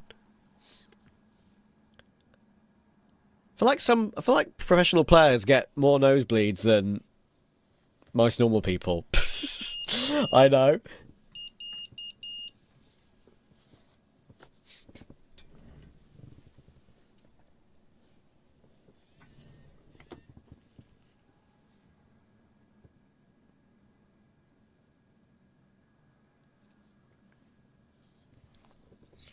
But hopefully tissues will be acquired.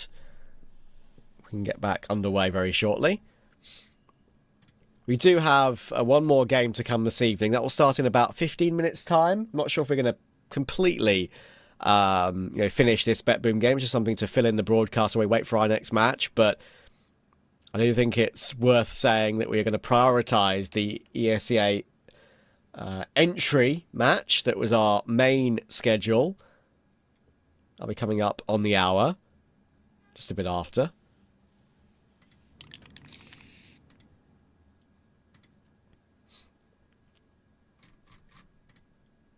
Unfortunately, our second match was cancelled, so this just was an idea to fill in the broadcast while we waited. Well, I'm glad I'm watching this as well, because I wanted to see a bit of BetBoom play. I've watched a couple of their games recently, other bigger events, but I haven't had a chance to cover them myself.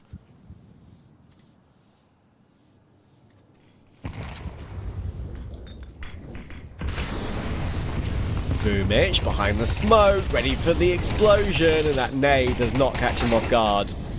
And just to get two, eventually taken down by Blue-White, but plenty of control over the site. Siren is now known about, but ready to deliver and stand tall. Kinky won't be able to find him.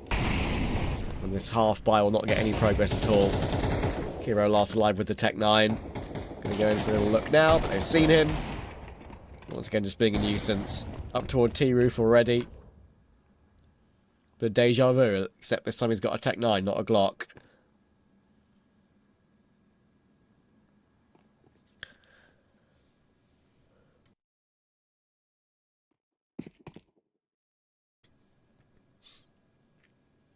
Peekaboo. and Peekadink onto Artfrost. Oh, he's wallbanged him. That's a bit of revenge. You'll see the assist in the kill feed and be like, oh, I hit him.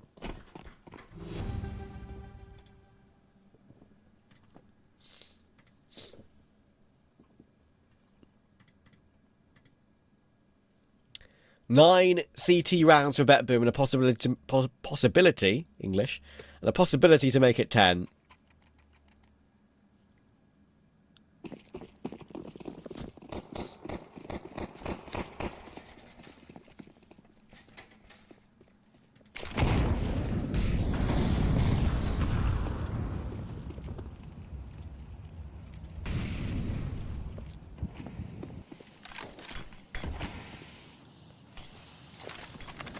Very much in control of this entire matchup. Magno has been very used to playing outside on Nuke. I've watched him play that position for many a map on BetBoom.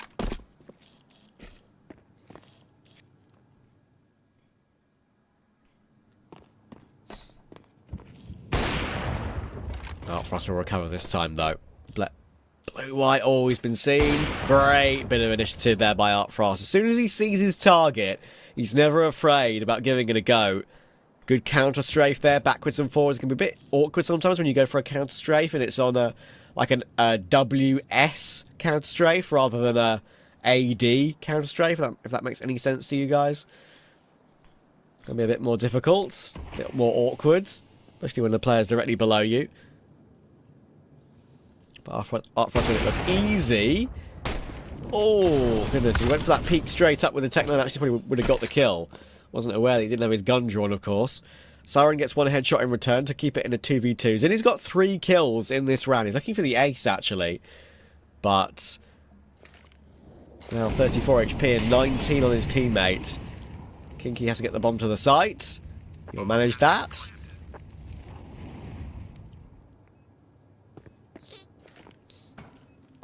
Dez, oh, he tries to play with the ladder, but Kinky was keeping an eye on it a lot sooner.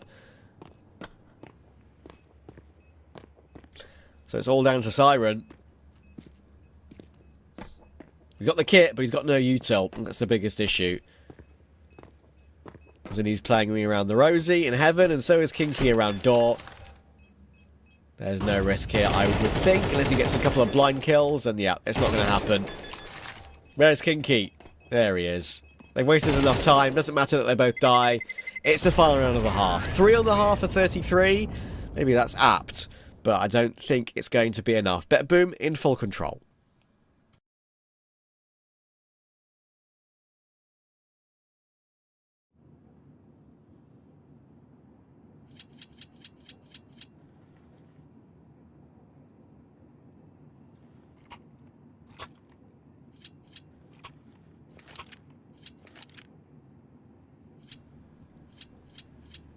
Looks like we might be staying live here. Occasionally we do have some breaks between these ECL matches, but considering this is not one that is being shown on an official broadcast, or not one that was planned to show on an official broadcast, I think we have no half-time break here.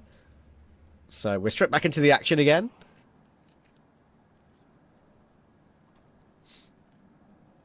Siren and Boomich with the utility.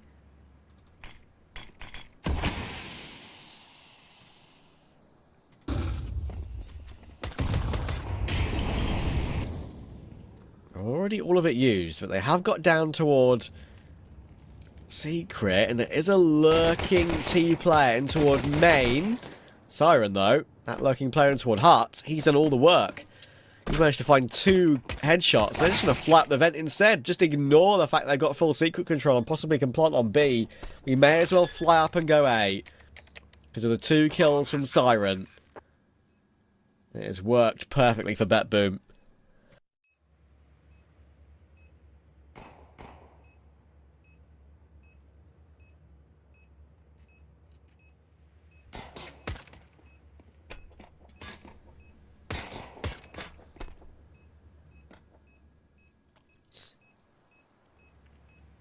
Executor is probably trying to save his Kevlar here. But he's not going to be allowed to. Goodness gracious, how fast was that from Art Frost? 3rd kill of the round. 11-4 is the KD. A headshot and a body shot in quick succession.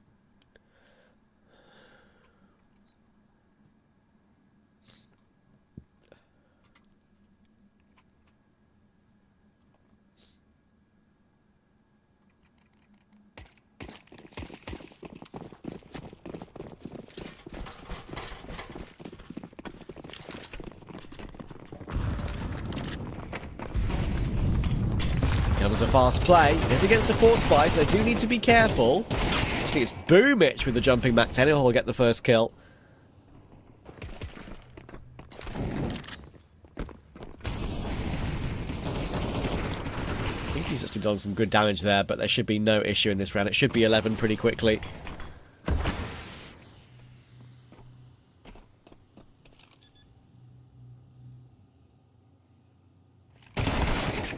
Art Frost will get the final kill to confirm that.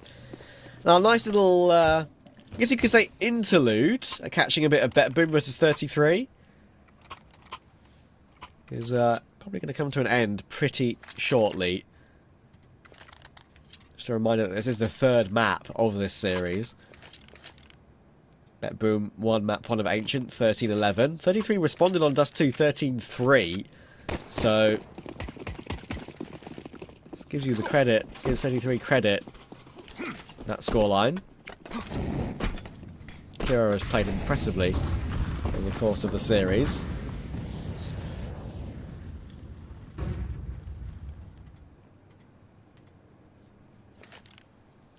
Unfortunately for 33, it's worst case scenario though. They have to eco at 3-11 down. Pretty painful.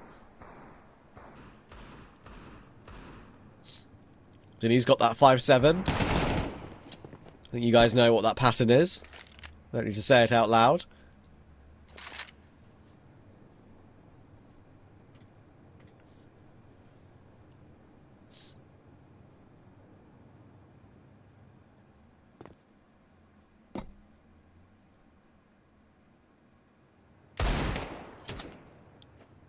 Executor perhaps the only threat of this round, really. It's been pretty solid for 33 in the matches I've covered of his in recent times.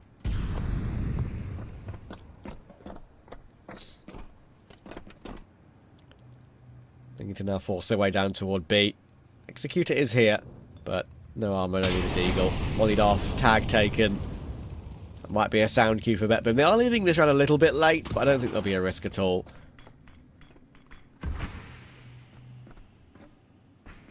Just making it ever so careful.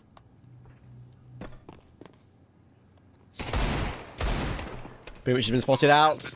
But it doesn't matter. The distraction has taken him away from the site. Dilladez has actually disconnected, which is, you know, for example, if he was the guy carrying the bomb for the whole round, that could have actually been awkward. I don't think it's going to matter too much. Maybe it's going to matter. Boomich has to force his way forward, does get that trade kill importantly, but Kinky has 1-degged him. Zinni, he's going to win that duel. And Dilladez disconnecting there mid-afterplant has actually probably cost Bet Boom this round. Crazy. Still a long way behind, but it's a huge lifeline to win on a round which was basically a full eco.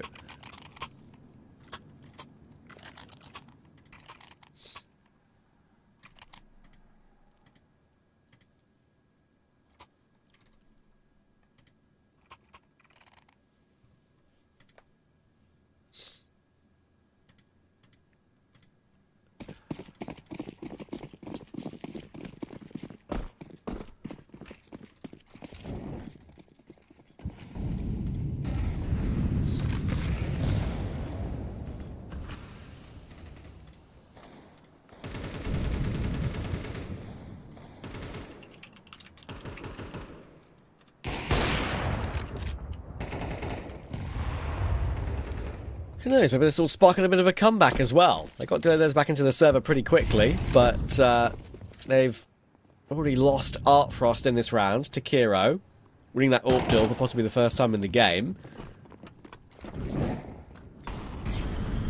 There's barely any... Oh, he's gone again. And as you can see there, it wasn't like a long, drawn-out disconnect. That was just a pure, like, game crash, it seemed like. It wasn't his internet lagging out. He was moving around normally and then just purely dropped from the server. So I don't know what's going on with Dilladez.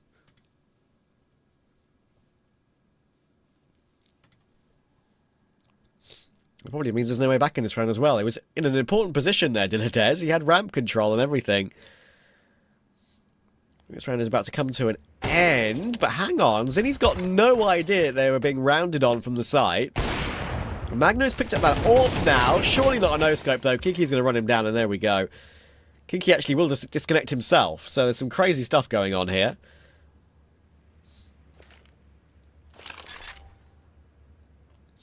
Sara needs to try and find a way to clutch to get his team to 12. Trying to draw out Kiro. Eventually he will, and he'll hit the headshot. Out of nowhere, it's a 1v1. 7 seconds on that plant. It's going to go for a fake. Siren hears him coming and wins it out. What a way to get to 12 for Bet Boom. Crazy goings on. Dilladez disconnecting. Kinky disconnecting. Crazy stuff. but Siren's going to win the clutch. We're going to, unfortunately, come off this game now. We think we know what the answer's going to be anyway. They are 12-4 up our bet boom. That should be more than enough to see out that game. But that was only an interlude, only an interjection in the broadcast, that match, because our previous game got cancelled.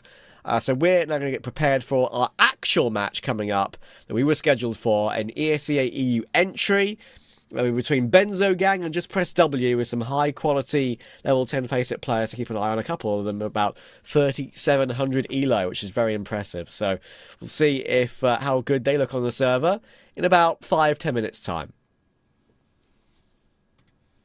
Here's to the challengers.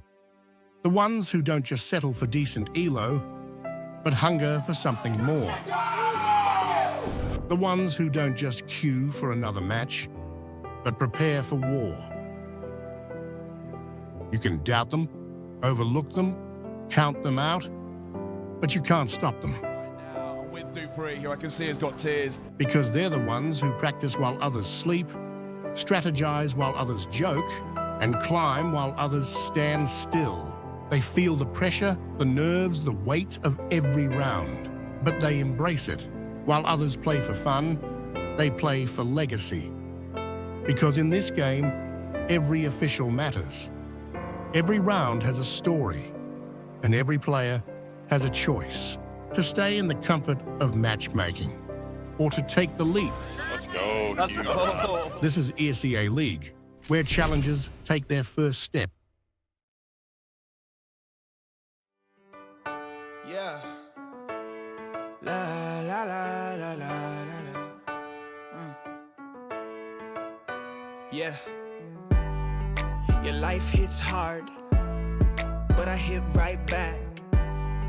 I never back down. I keep it on track. It's the same day with no problems. I keep rising from the bottom. Cause when the sun comes up and I look around, I can feel that love, I can hear that sound. They're never gonna hold me down. I'm higher than the ceiling now, and then I need to worry about, cause I got no problems. I know it's gonna be alright. It's getting better every time. Nobody's gonna kill my vibe, cause I got no problems. Yes, every day was a war. Yeah, it kinda took a while. When they tell me I should stay, I just jump with a smile. Yeah, it's hard until you notice. Everybody's got their moment. When the sun comes up and I look around, I can feel that love, I can hear the sound. Listen up. They're never gonna hold me down. I'm higher than the ceiling now, and then I need to worry about, cause I got no problems. I know it's gonna be alright. It's getting better every time. Nobody's gonna kill my vibe, cause I got no problems. Cause I got no problems. Cause I got no problems. Do you feel a little down? Say it. No problems. Let you in, but you out. Sing it. No problems. They're never gonna hold me down. I'm higher than the ceiling now. Have none I need to worry about, cause I got no problems. They're never gonna hold me down. I'm higher than the ceiling now, and none I need to worry about, cause I got no problems. I know it's gonna be alright. It's getting better every time. Nobody's gonna kill my vibe, cause I got no problems.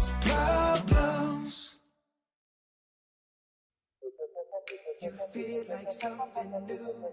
You feel like something. You feel like something new. You feel like something. Don't just stop it. Doing what you do. When I lay back, holding on to you. Ooh, ooh. like something new.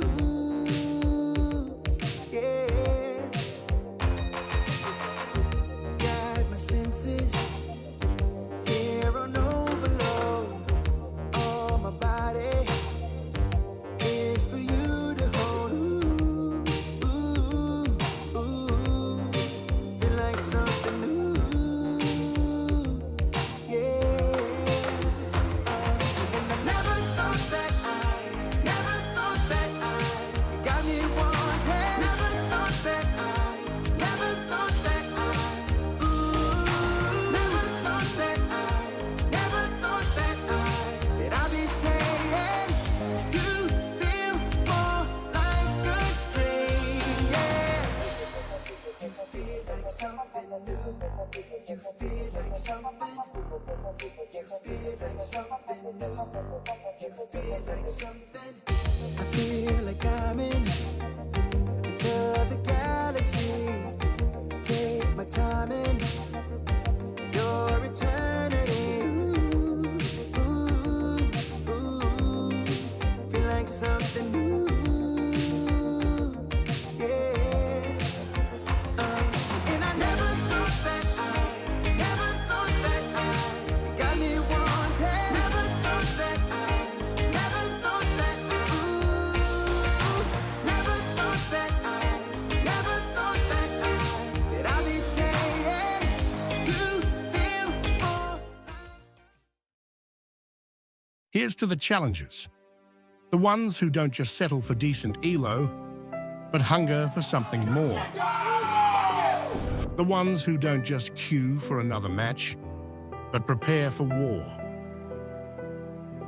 You can doubt them, overlook them, count them out, but you can't stop them. Now I'm with Dupree, who I can see has got tears. Because they're the ones who practice while others sleep, strategize while others joke, and climb while others stand still. They feel the pressure, the nerves, the weight of every round, but they embrace it.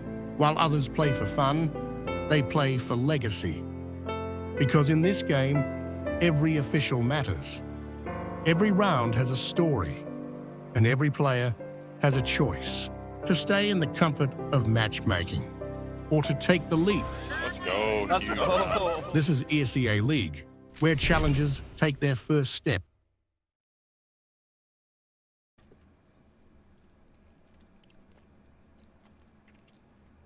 We're back to the scheduled programming here with our scheduled third match of the day. Our second one unfortunately got cancelled, so we had to check in with a bit of bet boom action. Now we're going to be watching a match from the ESEA EU Entry League coming in here. It's between benZo Gang and Just Press W, and these are two teams who are genuinely got some high elo players on them. Just Press W have a lot of players on their roster, a lot of stand-ins, I'm sure. It's quite a big team. Got 1, 2, 3, 4, 5, 6, 7, 8, 9 players on this roster, so plenty of options if one or two of their other regular teammates can't play. So I'll let you know who exactly will be on the roster and what their elos are, but I can tell you that Reig, R-E-I-G, has got 3,300, Cork has got 3k, and Diffuse has also got, Nears Makes No Difference, 3k elo as well. So I'll let you know exactly which 5 of those 9 will be on the server. And yeah, it's important to mention that benZo Gang do have a lot of talented players as well. They've got Seawalk, he's 3,700 elo. That's like, you know, territory where all the top pros are. And QTI, 3,300. Warco has got 2,800. You've got KFC Mentality, what a great name, 2,800. And a couple of the players on 2,700, 2,400 as well. So, yeah, just an important thing to mention that they also have 7 players on the roster, so we'll have to let you guys know exactly who they will be playing once we see them in the server. The veto's ready, and we'll see exactly where these two will be playing. It'll be another D2. I say another. We actually haven't seen a D2 yet. We were meant to see a D2, but we didn't in that second game. So yeah, it'll be nice to see one actually get played out, especially with some very talented young players on the server tonight as well. As I said, once we get onto the server, I'll have to let you guys know exactly who of the, I guess you could say 5 out of the 9 for Just Press W, and the 5 out of the 7 on the benZo gang roster will be playing tonight. And yeah, looking forward to seeing who's going to play well. This is actually one of those games where you just keep an eye on it purely due to the fact that there are some players that could get picked up one day. I mean, if you look at the elo of Seawok, for example, he's a young Russian player who you could easily say maybe at some point with 3700 elo has had eyes on him playing against some of the best, playing with and against some of the best players in the world, right? At that sort of elo. So to give you an example, he has played previous games and queued regular matches, and I've seen that name definitely see him being on a team with some pros and against some pros and play acceptably well. So yeah, I'll have to dig a bit further into his Face It match history to find exactly who those players were, but just as an example, right? I believe we can jump in right now to the warm-up and see exactly how things are lining up. Maybe see what the lineup actually is for both these two teams. See what is in the server. benZo gang have Parascope, QTI, Eucleora, and KFC Mentality. And I can tell you the KFC Mentality is a 2800 elo player. Eucleora is 2400. Parascope is regular 2k elo. And Seawok is 3.7 and QTI is 3.3. So a decent little, I guess you could say, split there between them all. Just press W, have Larky. You can see there. You have Rude Jessen, Diffuse, Kesh, and Jax. And Diffuse is one of the guys I spoke about with 3k elo. Jax is a level 8 player, so don't beat up on him too much if he has a bit of a rough game. Kesh is 2.5k elo, and Rude Jessen is the 2.7k elo player. Unfortunately, Cork is not in the server by the looks of things today, and he's one of their 3k elo players. So hopefully we'll get to see some of these other guys in the roster play well. That's why you have 9 on the team at the end of the day, right? To manage to have someone to play if necessary.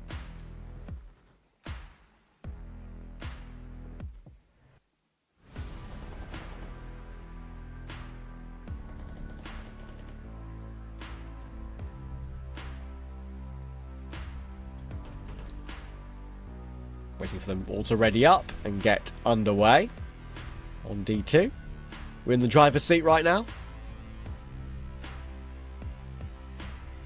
Left-hand drive, of course.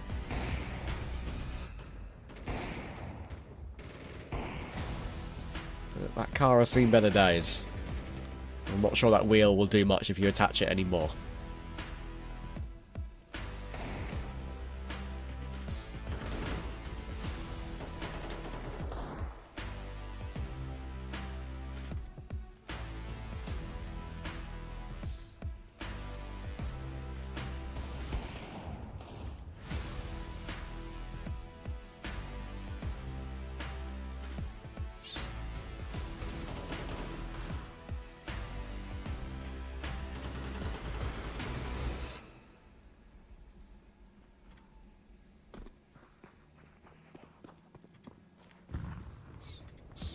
My friend will be getting underway very shortly to see who starts on what sides. On Dust 2, I don't think it matters too much, really. I think it is important to mention that I would previously have said Dust 2 was quite T-sided, maybe now a little bit more CT, since those economy changes came into play.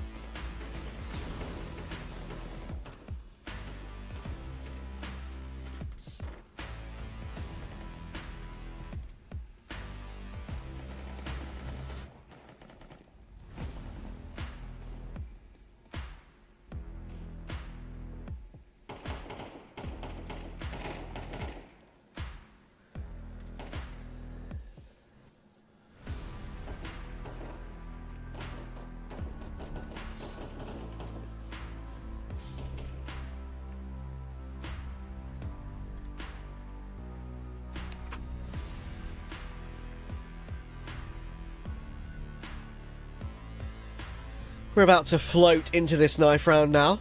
See which of benZo gang and just press W or want to start on CT. Assuming that's what they pick. Some teams used to choose to start on T.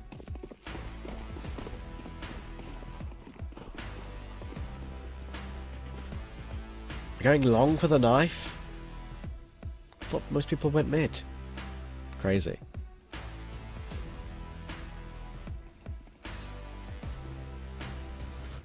Here comes a standoff. Even trades. Oh, until the last second. It will be a just press W knife round. Of course. Let's see what side they choose. I don't think they have just yet. One of the benZo gang players have dropped from the server, so maybe they're waiting.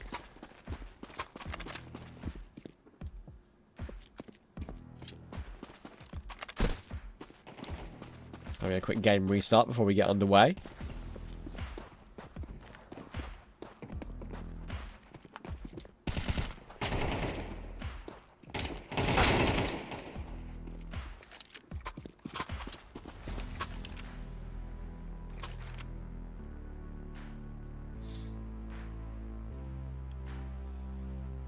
There we go. We'll get the switch in.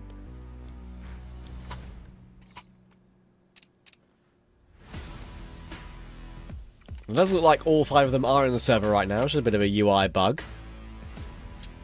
We are missing KFC mentality on the right. But don't worry, that'll be fixed soon.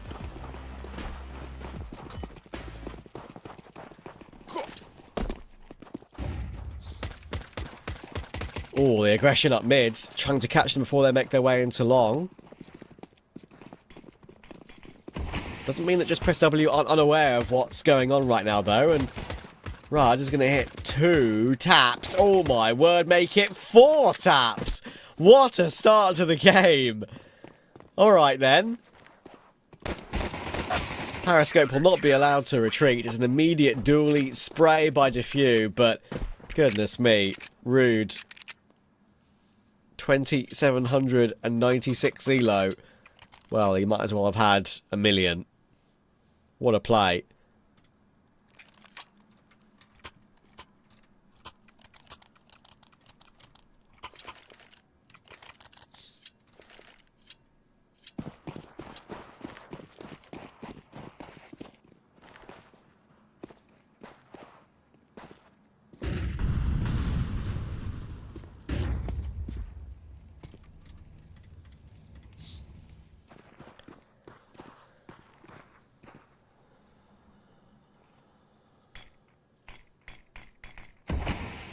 You've got KFC mentality on the HUD, all fixed for you. Great name, by the way. Genuinely hilarious. Unfortunately, I've never had the KFC mentality. Never gotten food from there in my life.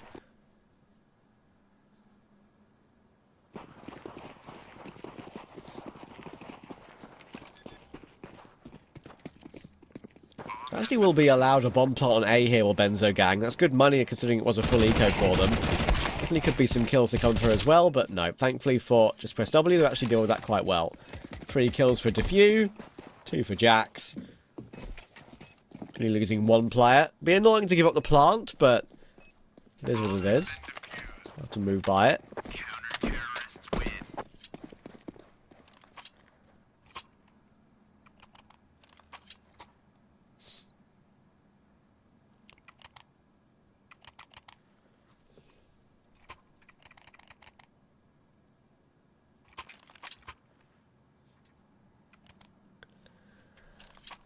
I've been told in chat by a person by the name of Visky that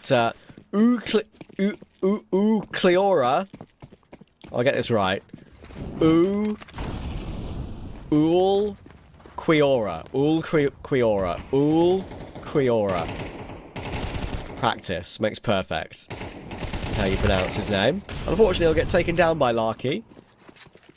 It's a good pounce toward long from benZo gang. Classic T dust 2 strategy. First gun round, go for a flash play toward long. Periscope is up. Looking for information on the site. We'll manage to tap down Kesh. And see what just 1G'd. Maybe he has. Not entirely sure what's gone on there. Definitely died to something of his own. But anyway, it doesn't matter. benZo Gang won the round.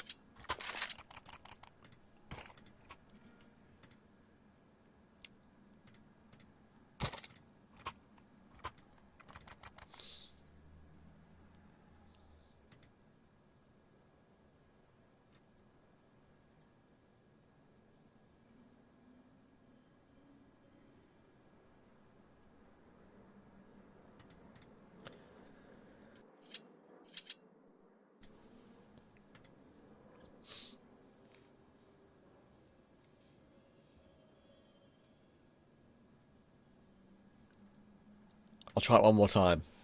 When I say one more time, I mean multiple times. Ool Quiora. Ool Quiora. I think I like that. I'm happy with that now.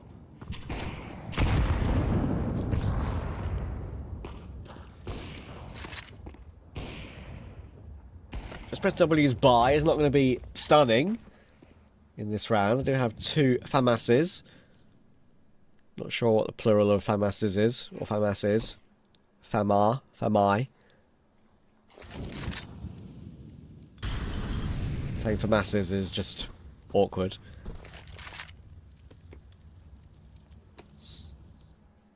Ool Quiora will clear short.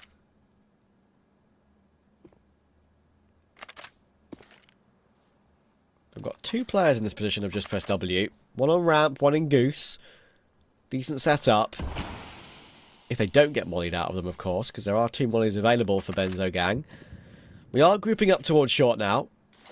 And they should do some big damage. Gonna be a tasty one. Oh, maybe not as tasty as I thought, but let's put 2 players down below that headshotable mark with that M4. Debating for the goose position, but Seawalk checks it properly. What a great clear. Annoying for Larky, when you're waiting in a position like that, you think, oh, they're not going to check me, they're not going to check me, I'm going to get 2 free kills. I might get traded after the 2, but it sets up my teammates for some kind of retake. Not to be. Still could go for it, though, because Jax has found KFC. Molotov available to go towards short. Periscope has tapped down 1 more. That's a good flash in the end. That's completely blinded up Jax. Somehow able to get that kill on QTI, though. Hang on. Kit available on Jax. He has to be the one to hold this when he's been denied. It's a good round from Periscope. 4 kills for Periscope, by the way. The player with the least elo, I believe, in the entire lobby. Alongside Jax. You know what? I've done him a disservice. I'll tell a lie. Jax has actually got... let me find it. There we go. 1,659 elo is level 8. And Periscope is level 10. So actually quite a significant difference.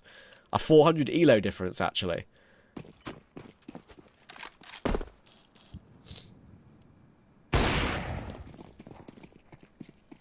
So Periscope, you deserve better. Don't listen to me. But I corrected myself. That's all that matters, really. Then there ain't anyone at home on B. It's a free round for benZo Gang. It's a full push toward long. We just press W.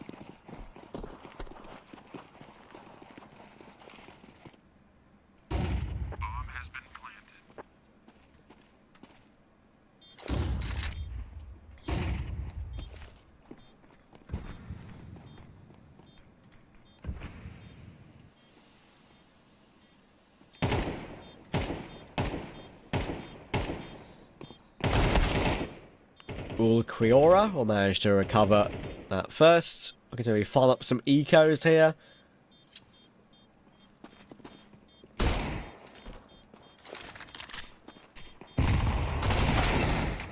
Actually, QTI does get taken down. No opportunity to get any of those. Maybe it's Seawalk's turn. He does walk into the trap, though. Set up by the 2 CT players. And it will be a quad kill for Ool Quiora.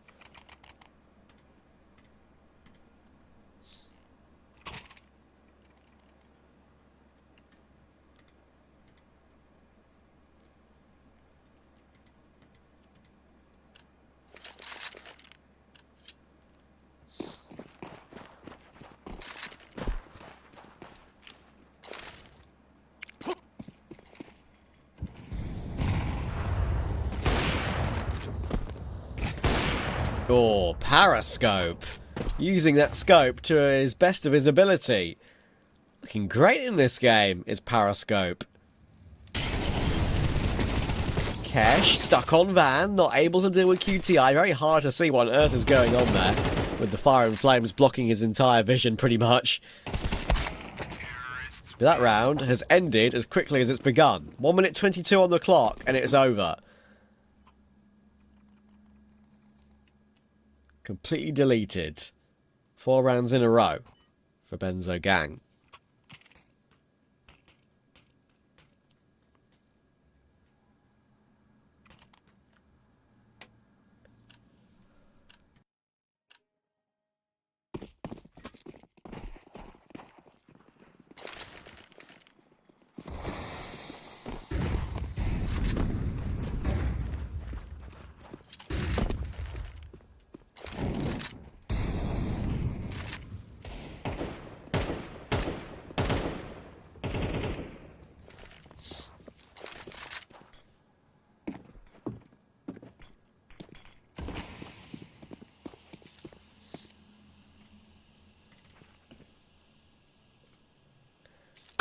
Checking above the smoke on long, but Periscope has had his number so far in this game.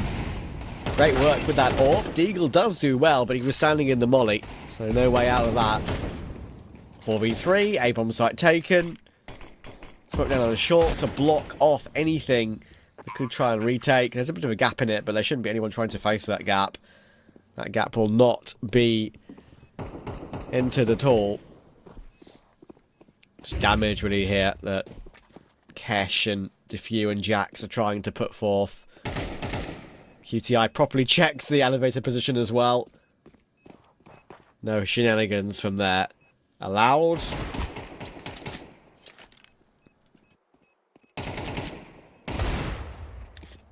Nice shot. That's all he's got left.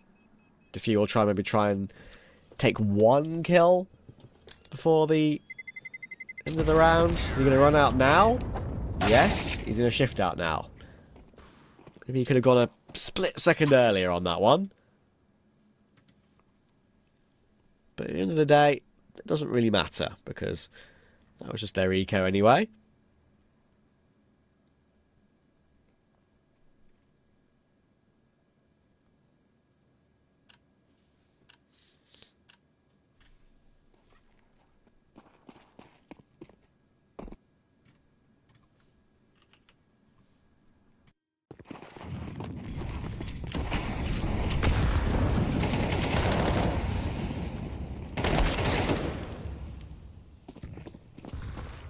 An attempt at a faster B play coming here from benZo Gang. They've been pretty calculated with what they've put forth so far. Nothing really speedy over toward that B side. That's why I love that change up.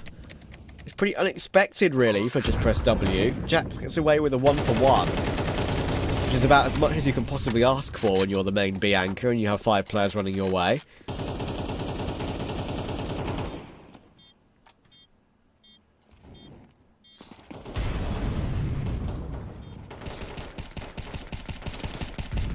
And yeah, there's no other answer than this, I'm afraid.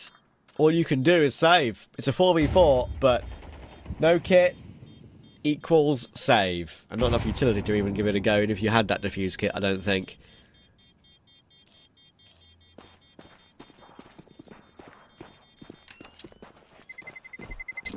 Terrorists win.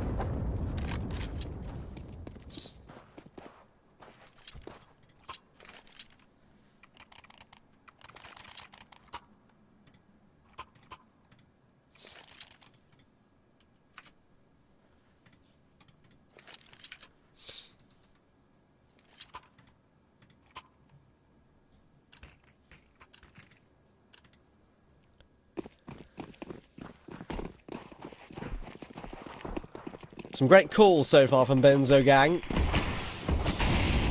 Getting themselves up to a 6-2 lead. Periscope peppered by Util over toward long door. But he goes for a reface. And he'll finally get punished for it. Kesh will take him down. Diffuse toward that short position. Very aggressively pushed up with the AWP. And Jax is doing something crazy. Surely he'll get found. And there we go. That's a bit of I'll say a bit of, a very unneeded push, I would say. When you're 5v4, giving up that advantage is certainly something you don't want to do. He'll learn from that, and it looks like they won't get punished because Defu over toward Long is doing a great job. Hits both the players coming his way, and manages to spot the third as well. Thought for sure that Ulquiorra was going to find him, but not to be. KFC mentality. The GOAT. Tried to tap down one more, but only allowed one on the exit. And it will be just press W with a slight recovery here. They need to make sure it's not just a flash in the pan, though. They need more than just the one.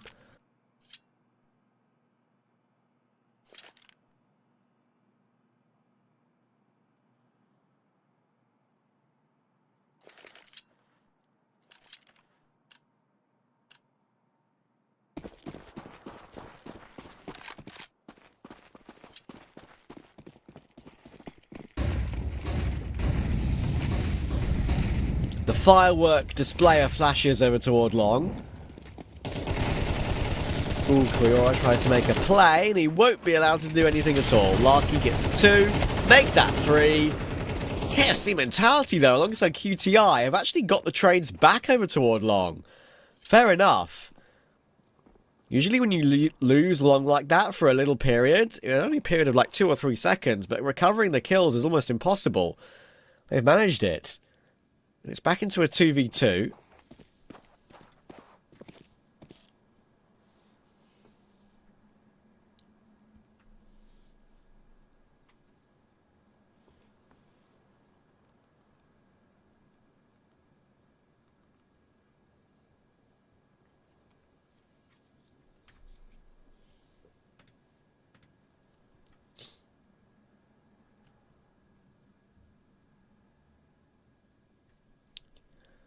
And a pause from benZo gang. In these sort of rounds, going for a pause and just waiting can often be the right idea. You kind of sold the fake that they could be moving away back toward B. Waiting to see if just press W, make a mistake pushing for anything else. But, in fact, they will just go back toward A. Bit awkward. As QTI will be spotted on the cross. Now, the time is a bit of an issue, because both CTs are here, and that bomb is not planted yet. It could be denied. I think it will be denied. There's the first kill. There's the second kill. They're just taking a little bit too long there, benZo gang. Can understand why they did. Once QTI was spotted on the cross, they should have got that bomb planted as fast as possible. But they couldn't get it figured out quickly enough. It allows just press W in.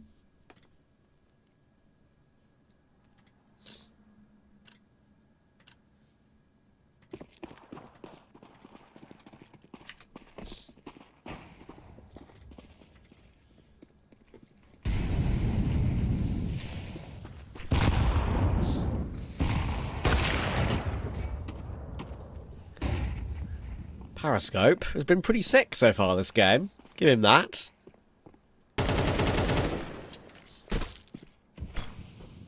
Another opening pick with the AWP.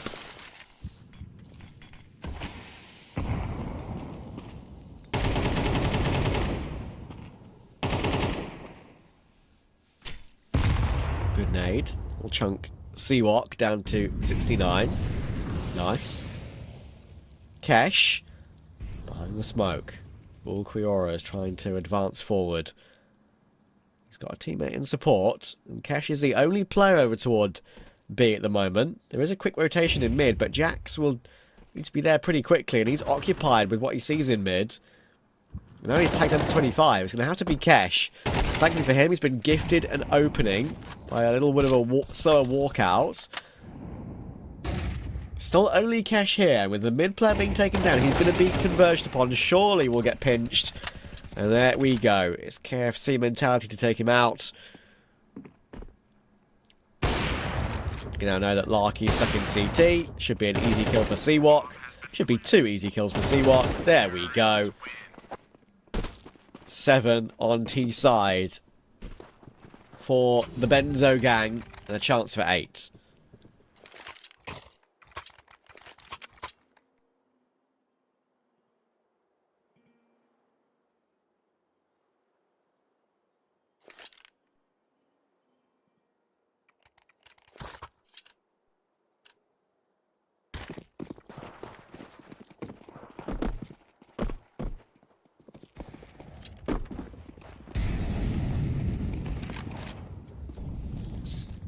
It'll hop onto the boost for Larky.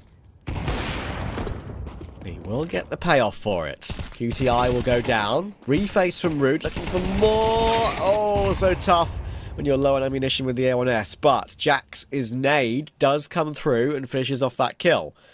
So it gets, just press W, to a 4v2. And a chance for 5 rounds.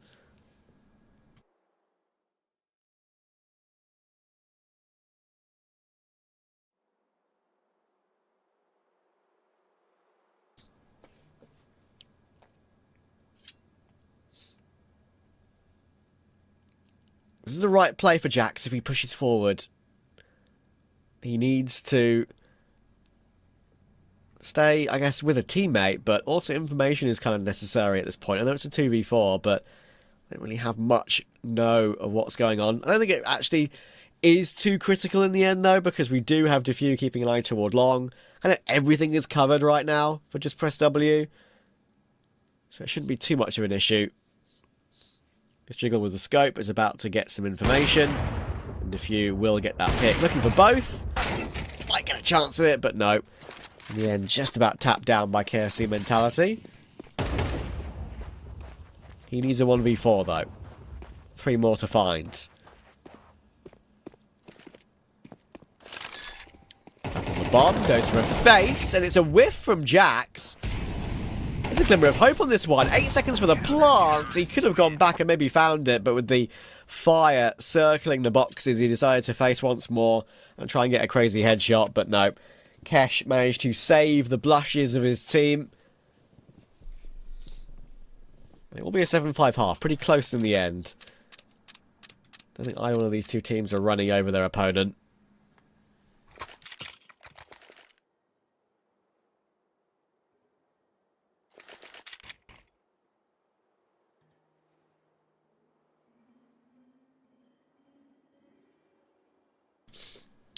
I see you guys in chat. Rayan said it's like watching golf, listening to this caster. I'll take that as a compliment, mate. There's no reason to get, there's no reason to destroy my voice when up for a chill broadcast like this. Got a bit of a cold as well, so trying to save my vocal cords for future work that I've got planned over the next week. Shout out to everyone in chat, though, who's been enjoying these. I think it is a little cool thing that we're putting on here. Showcasing some of the lower league players in the ESEA ecosystem. Trying to become better, maybe become a pro one day. Or just having fun with their friends.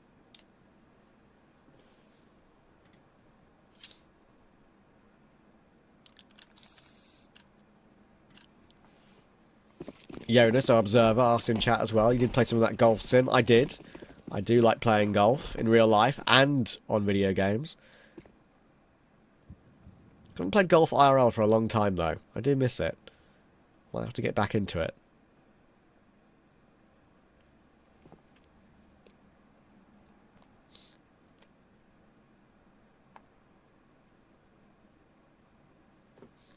Hopefully my voice hasn't sounded too awful this evening. It still feels like I'm super congested, but we battle through it for the love of the game.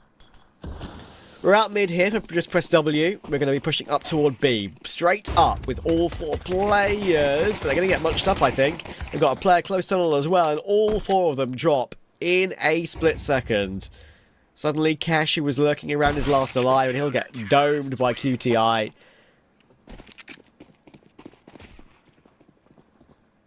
Quick CT pistol for benZo gang, and a chance to increase their lead.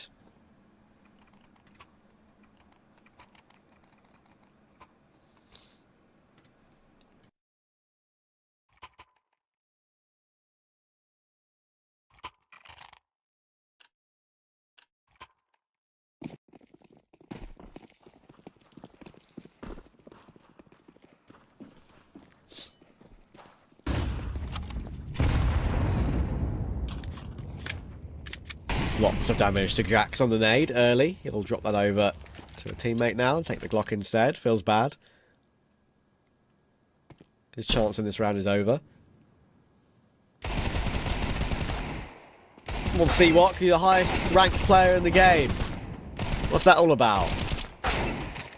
Where's the 3700 elo? Expertise.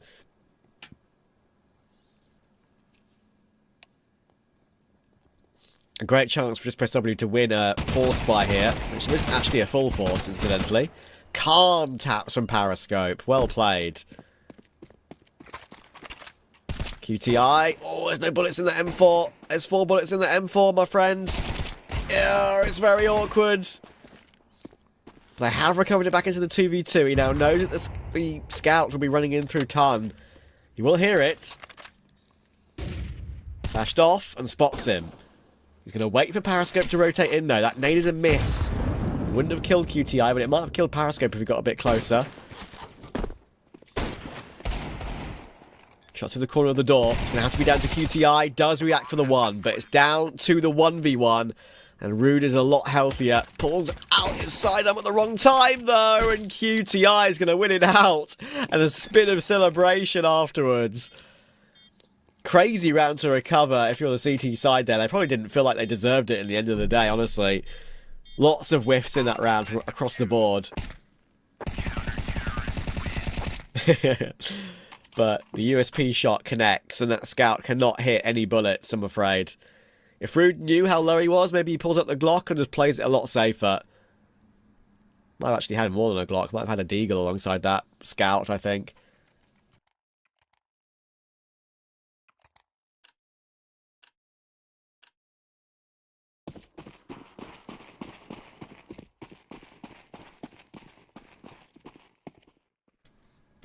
Caster seems like he's been up for a long time and then we sit by the campfire. I'd love to sit by the campfire with you, mate.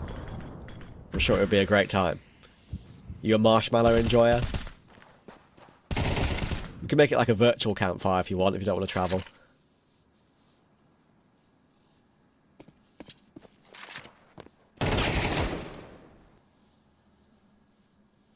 Kesh will manage to dome Seawalk.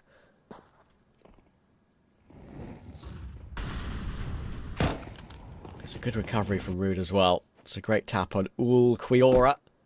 QTI, awkward, might get caught, won't get caught. It's a nice long-range spray, actually.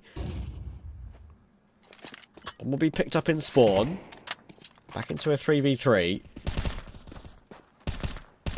Everyone's actually pretty split up over the map right now. KFC mentality holding from CT. We've got Kesh coming in from short. And it's a good hold. He's got teammate in support as well. He'll jump away, but that could bait in QTI to do more damage. I don't think they know he's here. Can he jump up on U-Box at a good timing? Yes, he can. Really well played from QTI. He'll even manage to get the final kill as well. That was absolutely spot on. Hiding on U-Box until he knew he wasn't going to get checked. It's another disadvantageous recovery for benZo gang.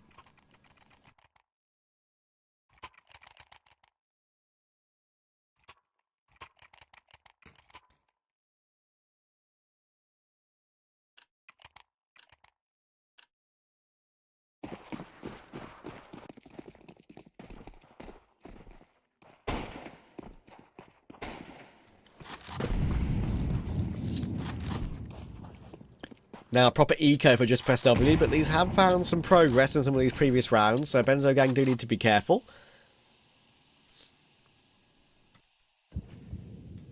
I wouldn't usually look at chat, maybe, for like some other official broadcasts I would be doing, but considering this is a solo broadcast, may as well feel like I've got some friends alongside me, so don't mind having a quick check on chat every now and then. Great job from KFC mentality, holding on, looking for maybe a full eco ace here, and he's going to get it. There we go. It's only pistols, but now you can say you got an ace on the main ESL broadcast. And your name is KFC mentality. Are you the GOAT?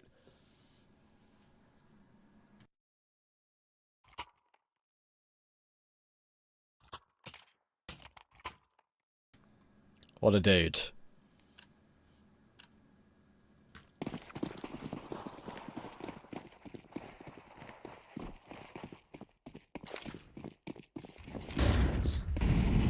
guys like my casting, then keep an eye out for some of the other qualifiers going on over the next few days in the Counter-Strike scene. Be working Star Ladders coming up soon. Some great teams. Probably the cream of the crop in Tier 2 in that event. ECL also has kind of the cream of the crop of Tier 2 involved in it right now as well, considering the change in the format this year. Lots of actually really good teams in the main ESEA League. That top league in the ESL Challenger League is the main source of possible promotion to ESL Pro League. We've lost an HE grenade. Never to be seen again. Thank you for the check, Jonas. I appreciate it, our observer.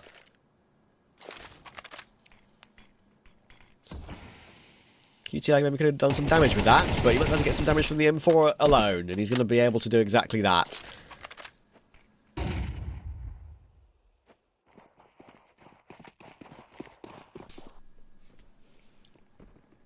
Regains the man advantage into a 4v3.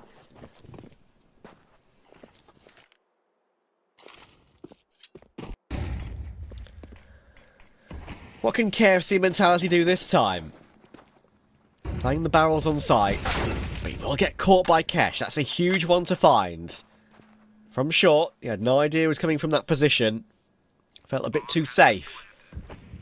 Now it's a 3v3. Retake will be on. Seawalk is up toward ramp very quickly here.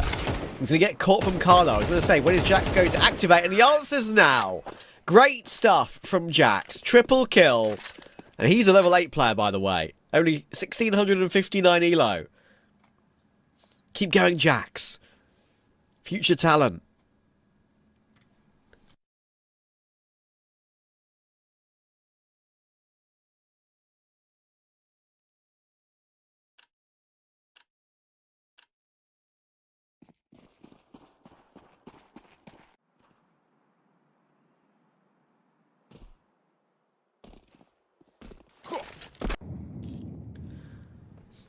Periscope boosted up. We saw Defu get a pick from here earlier. Flashed off the angle. Good reaction.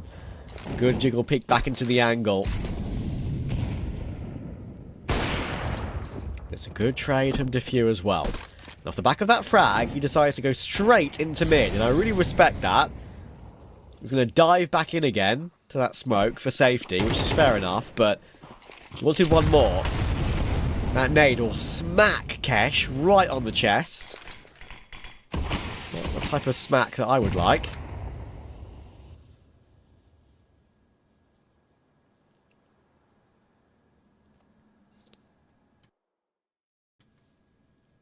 Down to 47, now 41 HP. What's it going to look like they're gripping up for a short play? We've got a little bit of utility left, enough to go for this play. One Molotov. 2 smokes, 2 flashes. Pretty much the bare minimum you would want for this sort of execute. And at the moment, it's only Ul Quiora here. He's got a rotation available for KFC Mentality, but he is going to be occupied with Defu on long. It's really going to only be Ul Quiora here. He's one, and to stay alive. Not possible. Great headshot from Kesh. The AWP will charge out long, though, and that will give KFC Mentality a freebie. Periscope is here, will miss the flick, needing to recover. Very awkward on this angle, and Larky will drop into CT. KFC Mentality has picked up that AWP in pit, though, and will find Kesh on site. It's all down to Larky in the middle of nowhere, looking for a clutch, and almost makes it happen. But it's KFC Mentality again. Too good.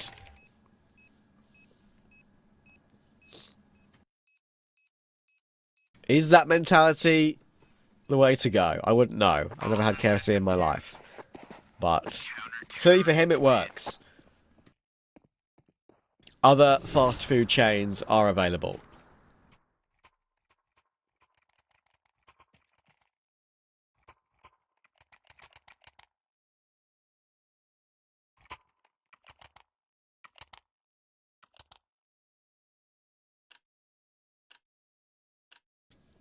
To Floofies in chat, I did see that. I very much did.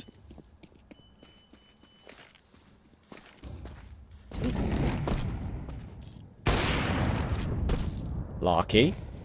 Tagged up. can just press W, stay alive in this BO1 and ESEA entry in Season 54. Periscoper is going to catch one more. The Summit's the frag, and look at Seawalk's position. I bet he was tempted for the knife there. I know we all would be. But control the kill, confirm the kill.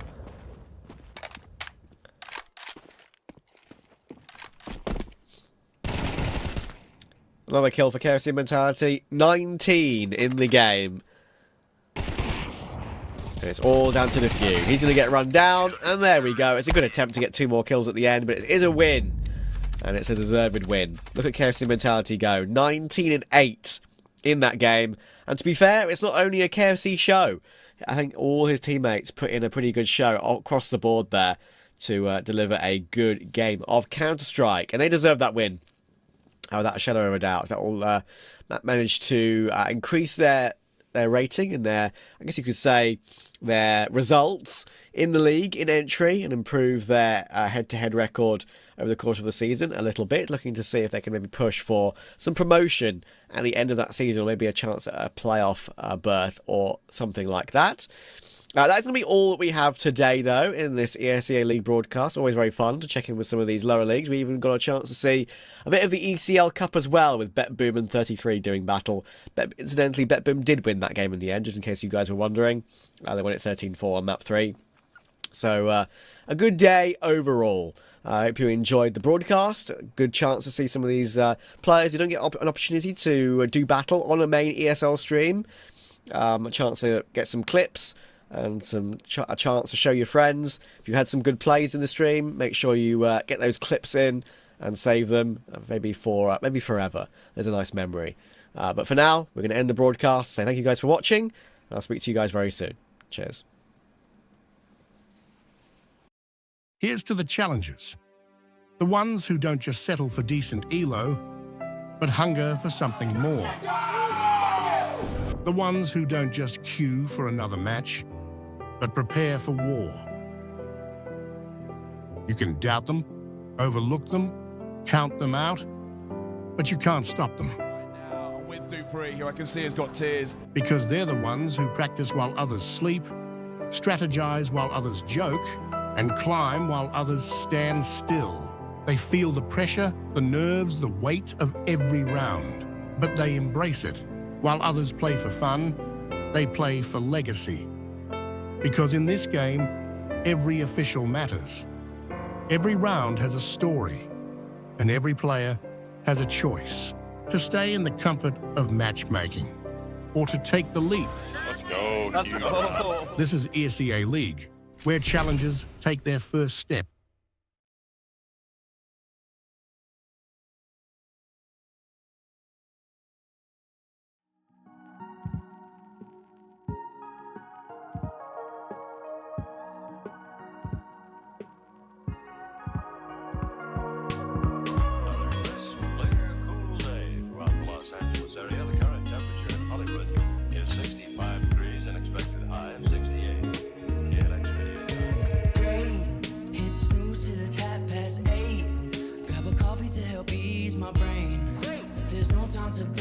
Climb out the sheets, find the jeans from a previous day. Grab the keys from off the counter, commute into the city, gonna take another hour. Man, I hate trading time for away. At least I got a home and a job that pays. Faded from color, reaching to find when I wonder how. You're saying it'll all be fine while you sit around and waste the time.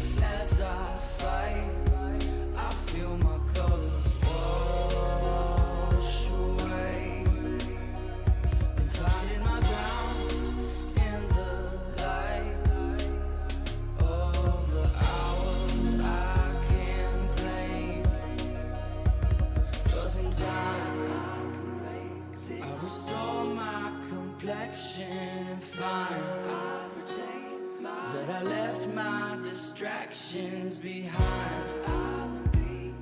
In the meantime, I'll blindfold my pride and keep hold of my time like it's gold.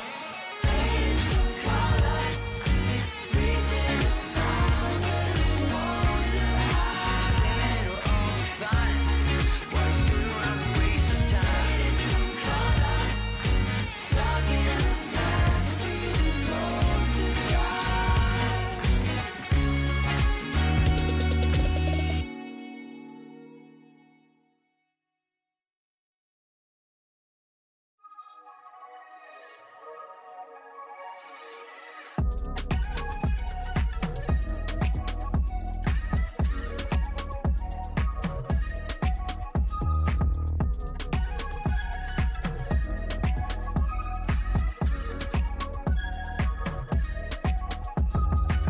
They told me go to what you love. I never knew what that was, but even when I make time, I think of all I've given up. I wish it wouldn't be so hard, 'cause you're the one that gets slighted. You say I don't make time for anyone, and you ask my mind is occupied. It's alright to vent, I understand. Have you ever lost someone, but know that there was more? I don't wanna be tied, hanging by your side. I don't wanna be tied, tethered to my pride. Hate to waste your time.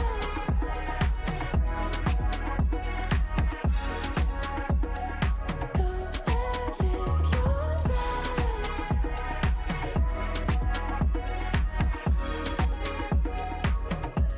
It's something that I've felt for some time. But as I walk around the tightrope, I find it. My safety nets are overrated.